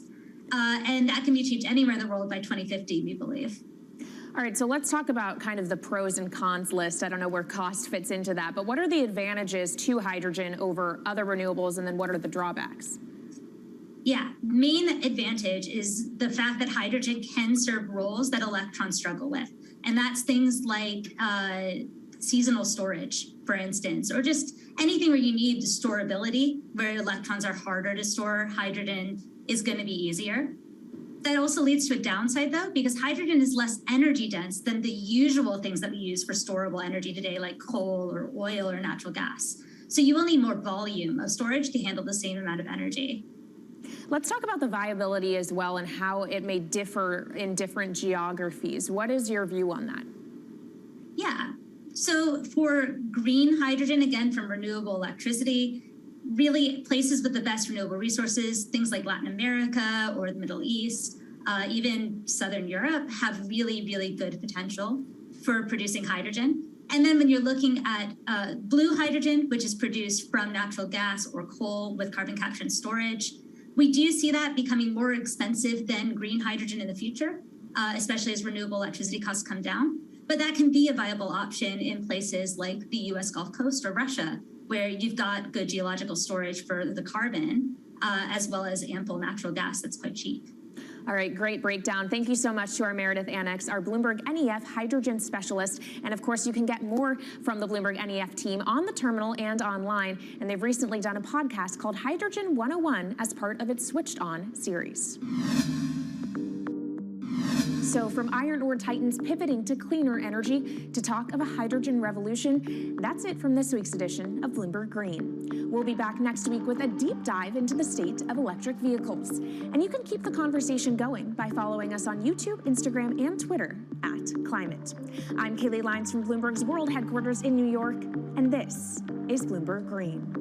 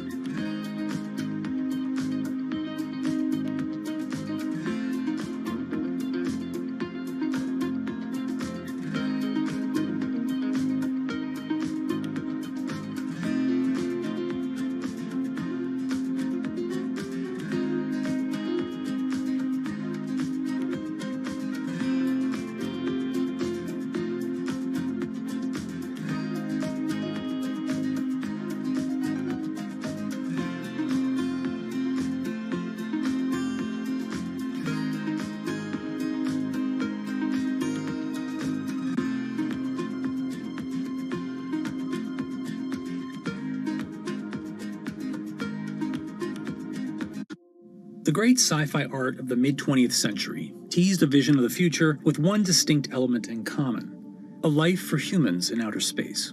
Whether vacationing on an exotic new planet or commuting to the moon for business, space travel seemed like it was just around the corner. Yet here we are, a half-century later, and only about 500 human beings have ever left the bounds of Earth's atmosphere. But thanks to a set of ambitious private companies betting on the promise of space tourism, that long-awaited future could be here sooner than we think.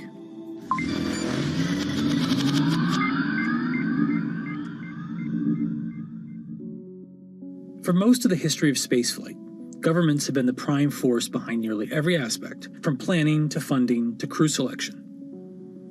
But as early as the 1980s, proposals for commercial space tourism began to emerge, along with innovative solutions for getting people there, such as the wild concept of sticking a 74-person passenger cabin in the cargo bay of a NASA space shuttle. Although various non-astronauts have been selected for missions over the years, true space tourism didn't happen until 2001, when an entrepreneur named Dennis Tito coughed up an estimated $20 million to hitch a ride with the Russian Federal Space Agency for a week-long vacation aboard the International Space Station. 20 years later, we're seeing a new contender in this final frontier of tourism: private companies. It's becoming a private enterprise situation. Still very high risk with a high reward, potential reward. But, government is really out of the business of flying people now, and it's really going to be companies like Elon Musk and Jeff Bezos and Richard Branson that do that heavy lifting. Commercial space tourism is usually about taking the non-astronaut, the private citizen, into an orbital or suborbital flight. So you get a short amount of microgravity experience, and you can float and take some photos, and then you come back. This was something that technology had gotten to a point where the private sector was going to make a business out of this. There are multiple companies that want to get to the place where they fly people into space. The first of these is Blue Origin, founded in 2000 by Jeff Bezos. Using the autonomous rocket system New Shepard, a tribute to the first American in space, Blue Origin plans to launch up to 6 passengers at a time, offering a rarefied treat of 62-mile-high views and a momentary experience of weightlessness. Booking officially kicked off in May 2021, with the very first seat to be auctioned off for charity. Meanwhile, Richard Branson's Virgin Galactic has also been pursuing a viable form of suborbital tourism, aiming for a launch in 2022 once Sir Richard himself has taken a flight. I'm hoping to be able to go to space. I'd love to be able to coincide it with the moon landing and go to space. So I've got the whip on the team, and we'll see how we go. The company claims to have lined up over 600 seat reservations so far, including Justin Bieber and Leonardo DiCaprio. Virgin has projected that the final cost of the ticket will be at least $250,000, or roughly $50,000 for each of the 5 minutes or so of weightlessness that you'll get to experience. Although costly, both companies' offerings aim to make suborbital flight a regular form of adventure travel, eventually driving down costs at scale to expand the customer base beyond the orbit of celebrities and billionaires. The third major contender is Elon Musk's SpaceX, which has set its sights even higher on orbital flights, which are a whole nother level of complexity and energy and danger. When you go suborbital, if you're just going to go up above the von Karman line, which is 100 kilometers or about 62 miles, you only need to get up to maybe 5,000 miles an hour to get up there, and you go basically straight up and then straight back down. You don't have the reentry heating that you would see coming in from an orbital. So when you go orbital, I don't care if you're a baseball or a battleship, you've got to go 17,500 miles per hour, not just 5,000 miles an hour. The energies involved are much greater. By doing that, SpaceX has gone another level up, and that's what they're doing with the Inspiration 4. Visit inspiration4.com for your chance to go to space. Inspiration 4 is the first planned all-civilian mission into orbit, slated to launch in late 2021. The crew will bring their own set of diverse perspectives and backgrounds and experiences to test how a group of different people, namely people who aren't professional astronauts, could fare in space. Until now, astronauts have had to be physically perfect, and this mission is changing that. And so I feel incredibly honored to be representing those who aren't physically perfect. At age 10, I was diagnosed with bone cancer, and I was treated at St. Jude Children's Research Hospital. And I spent a year there undergoing intense chemo and also surgery that ultimately saved my leg. I now work at St. Jude as a PA, a physician assistant, and I work with leukemia and lymphoma patients. The kids we work with are so brave, and they are very excited to watch me go to space because this is showing them that, you know, they're capable of doing this as well. Haley, along with 3 other crew members, will spend 3 days in space, orbiting the Earth every 90 minutes before landing back off the coast of Florida. Well, when you think about access, the first astronauts for the United States came from the test pilot side. And so women weren't allowed to be a part of that. We have somebody in their 20s, somebody in their 30s, somebody in their 40s, and somebody in their 50s. And so there can be access in all kinds of ways, whether you're talking about age, whether you're talking about gender, whether you're talking about race and ethnicity, and all of those things. Like really affordable and, you know, accessible for everybody so that you can have fishing buddies going to space someday. But the first is special. And so with that, we wanted to have, you know, a crew selection process that could make space available to everyday people. Getting to space is only the first step for space tourism. The next challenge is what to do and where to stay when you get there. Axiom Space is planning to launch the first segment of a new commercial space station in 2024. Their $2 billion project, called Ax Station, will become the first free-flying private international space station. Or, to use a more consumer-friendly term, a space hotel. Axiom isn't the only company out to make your space stay a little more comfortable. Bigelow Aerospace has been building what they call expandable habitat technology, like their B330, an inflatable pod module that expands once in orbit. There's even one attached to the International Space Station right now they've been testing. And you take it up and it's rather small, and then you inflate it, and it seems to be working very, very well. This is likely to be the first kind of tourist hotel that you're going to see up in space. First of all, it's easier to carry instead of this giant tin can with all of that. The inflatables are lighter. You can just blow them up, and they get a nice big size for about, you know, less than half the weight probably. But even as space missions become accessible to civilians, the risks of going into space are incredibly high. And you could die 1,000 ways that we can think of and 1,000 other ways that we can't think of. This is Michelle Hanlon. She's a space lawyer at the Mississippi School of Law, focused on protecting humans in outer space. Now, I'm not an attorney for any of the space tourists, so I haven't been privy to their private contracts. But I can tell you that the FAA requires certain waivers to be in those contracts. So, for example, the FAA says, well, we're not going to make you make your spacecraft to a certain safety level. We are going to make you spacecraft operator. Make sure that you inform your space tourists of all of the hazards that you know of. I'd imagine a very long waiver, all the ways you can die in space. And you have to understand that there's health risks, and you have to indemnify the US government if you are launching from the United States. So those are things that we know a space tourist has to sign and has to waive.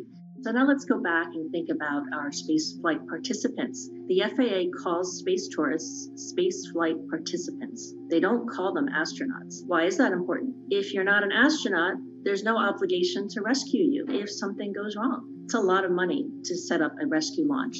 If it can even be done, it's something really important to think about, and that difference as we cross this threshold from having astronauts in space to having real people like me in space. And when we are able to make it to space reliably enough, there's still a host of other legal and ethical issues to consider before space tourism can truly take off.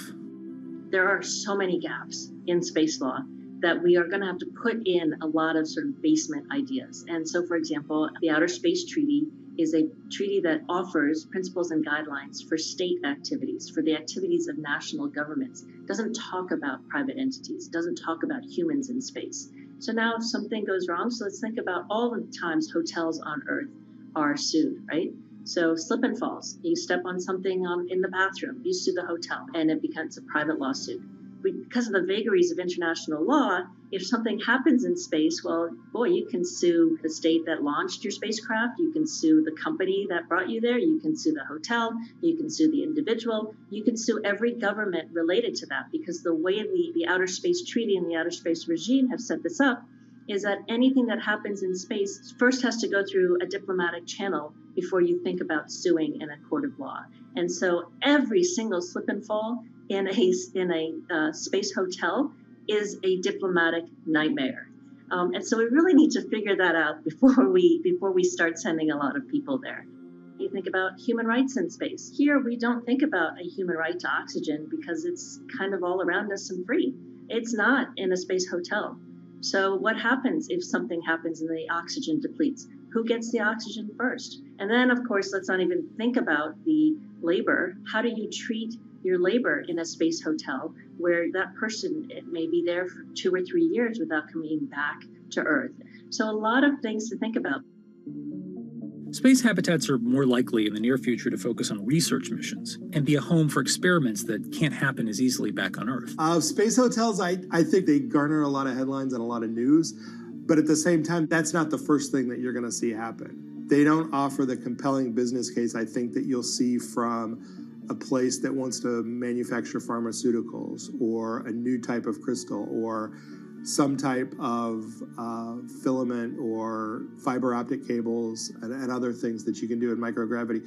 The things that are actually, a high value finished good, when you get that back to Earth and you sell it for a very, very huge profit margin, that's what's likely to happen in space, as opposed to having a real estate platform that you sell to a tourist.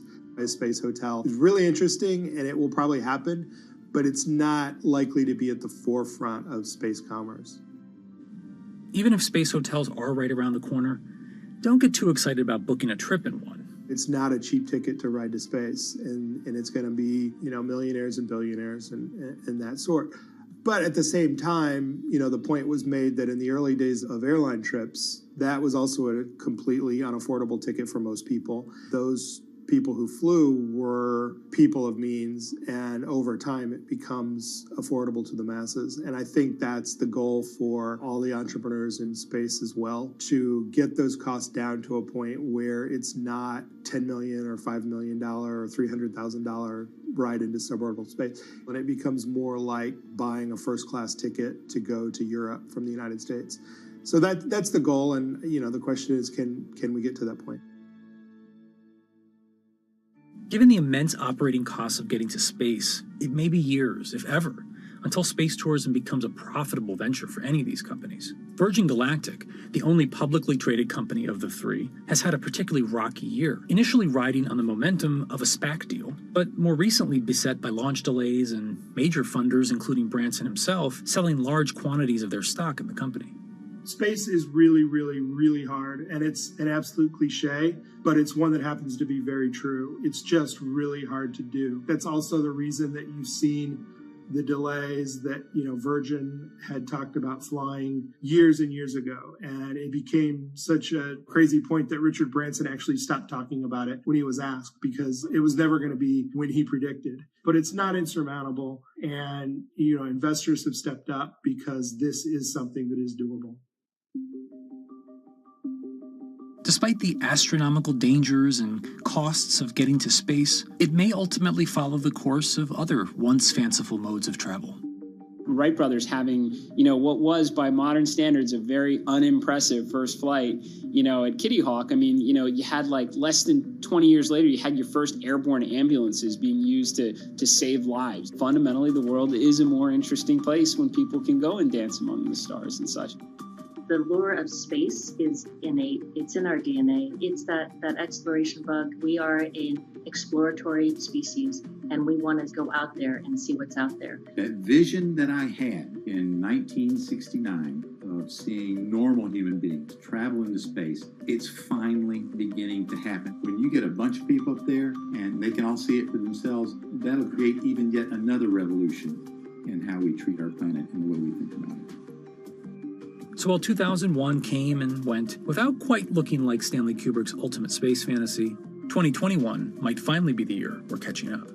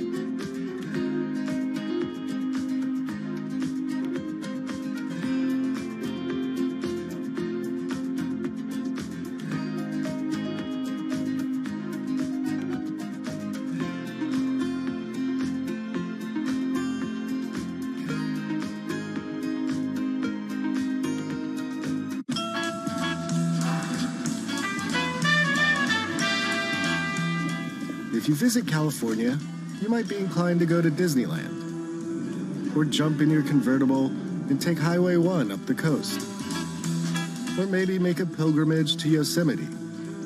All very fine choices. But if you're the kind of person who revels in our planet's extremes, then it's Route 395 that you're after.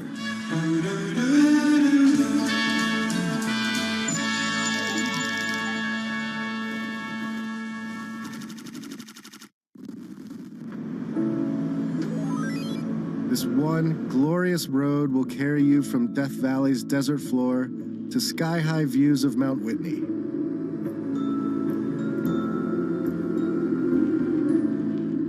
You can see the 5,000-year-old bristlecone pines, the oldest living organisms.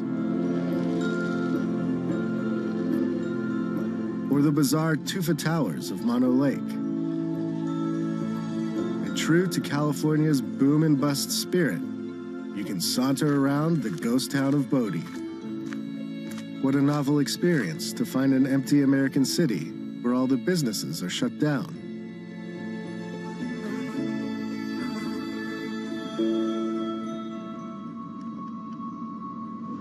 To do 395 upright, it helps to have a guide, and mine is a man named Jan, and his crew, Aaron, Let's tidy up first. and Lemmy, the hardest partying dog of all time.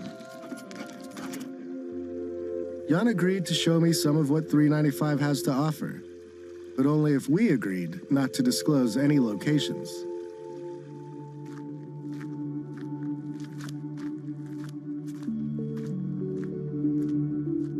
My name is Jan Srostra. I'm an industrial designer out of LA, and I spend a lot of time camping and a lot of time in the Eastern Sierra. It's a place I love, and sometimes I'm known as 395 North because my Instagram account, and I don't like to be known as that, but I'm trying to use it to set a good example and do more with it than just social media. Where did we end up camping? We got here late last night. I wasn't even sure where we are. This is BLM land, right on the outskirts of National Forest, and it's one of my favorite places in the world. Basically, everything outdoors wrapped into one. Yeah. You know. Good thing about California, man. Oh, man. We have so much national forest and public land that you can literally just cruise out and find a place to camp. It's ours. What I wish was mine is Jan's sweet truck. It's a 2019 Ford Ranger. Has about 200 watts of solar in it and a fridge, and has everything that an RV has except for a toilet, but just on a smaller, simple scale. And you drive us around day to day in LA. Yep. And then just roll out when you want. It's my daily driver. Handles great. And then when I'm done with work, I can just bail and go camping. So the camper basically has only what I need. Think of it as backpacking with a car. Yeah. The fridge has a couple compartments. This is just a kitchen box, stove, utensils, and a bunch of stuff. This one has just dry food. Then when you get inside, there's a bed. The bed flips up, so you've got tons of room in here. This awning is phenomenal. If you want to pull that over.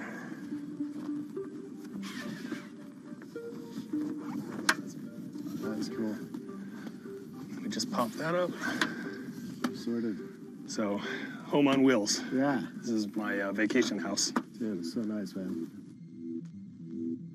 Even with his nomad lifestyle, Jan faces the same big question as the rest of us. Do the internet and smartphones have to ruin everything?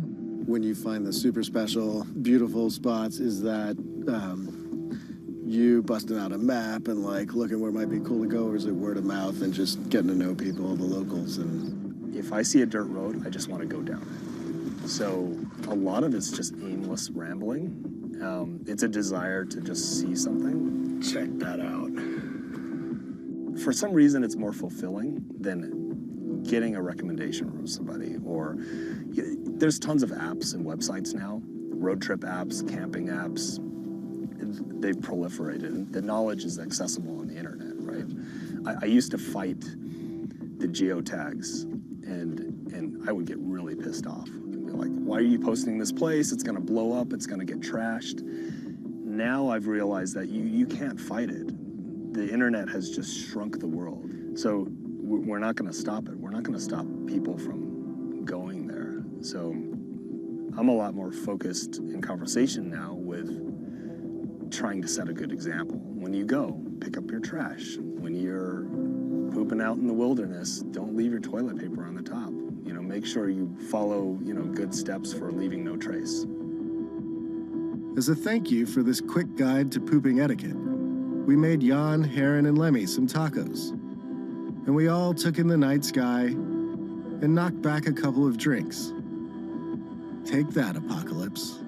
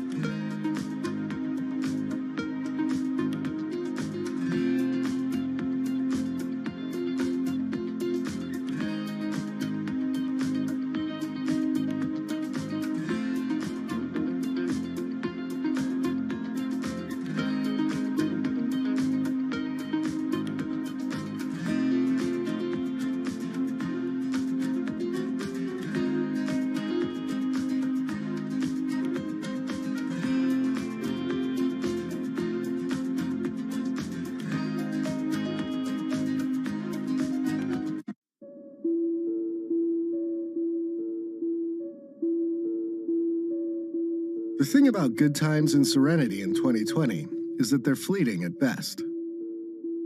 After we split up from Jan and continued on our way, smoke started to envelop us.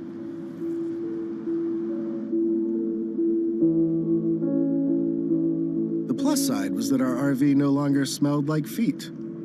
The downside was breathing. My man David here suggested that we try and outflank the smoke by cutting through Yosemite. Without a reservation, we had to talk our way in. Yes, no stopping, no getting out, and don't go in the valley. Yeah, no problem. We just wanted to get through. It was a beautiful choice. Glad we got out of the smoke. Whoa, okay. But not quite as effective as we had hoped.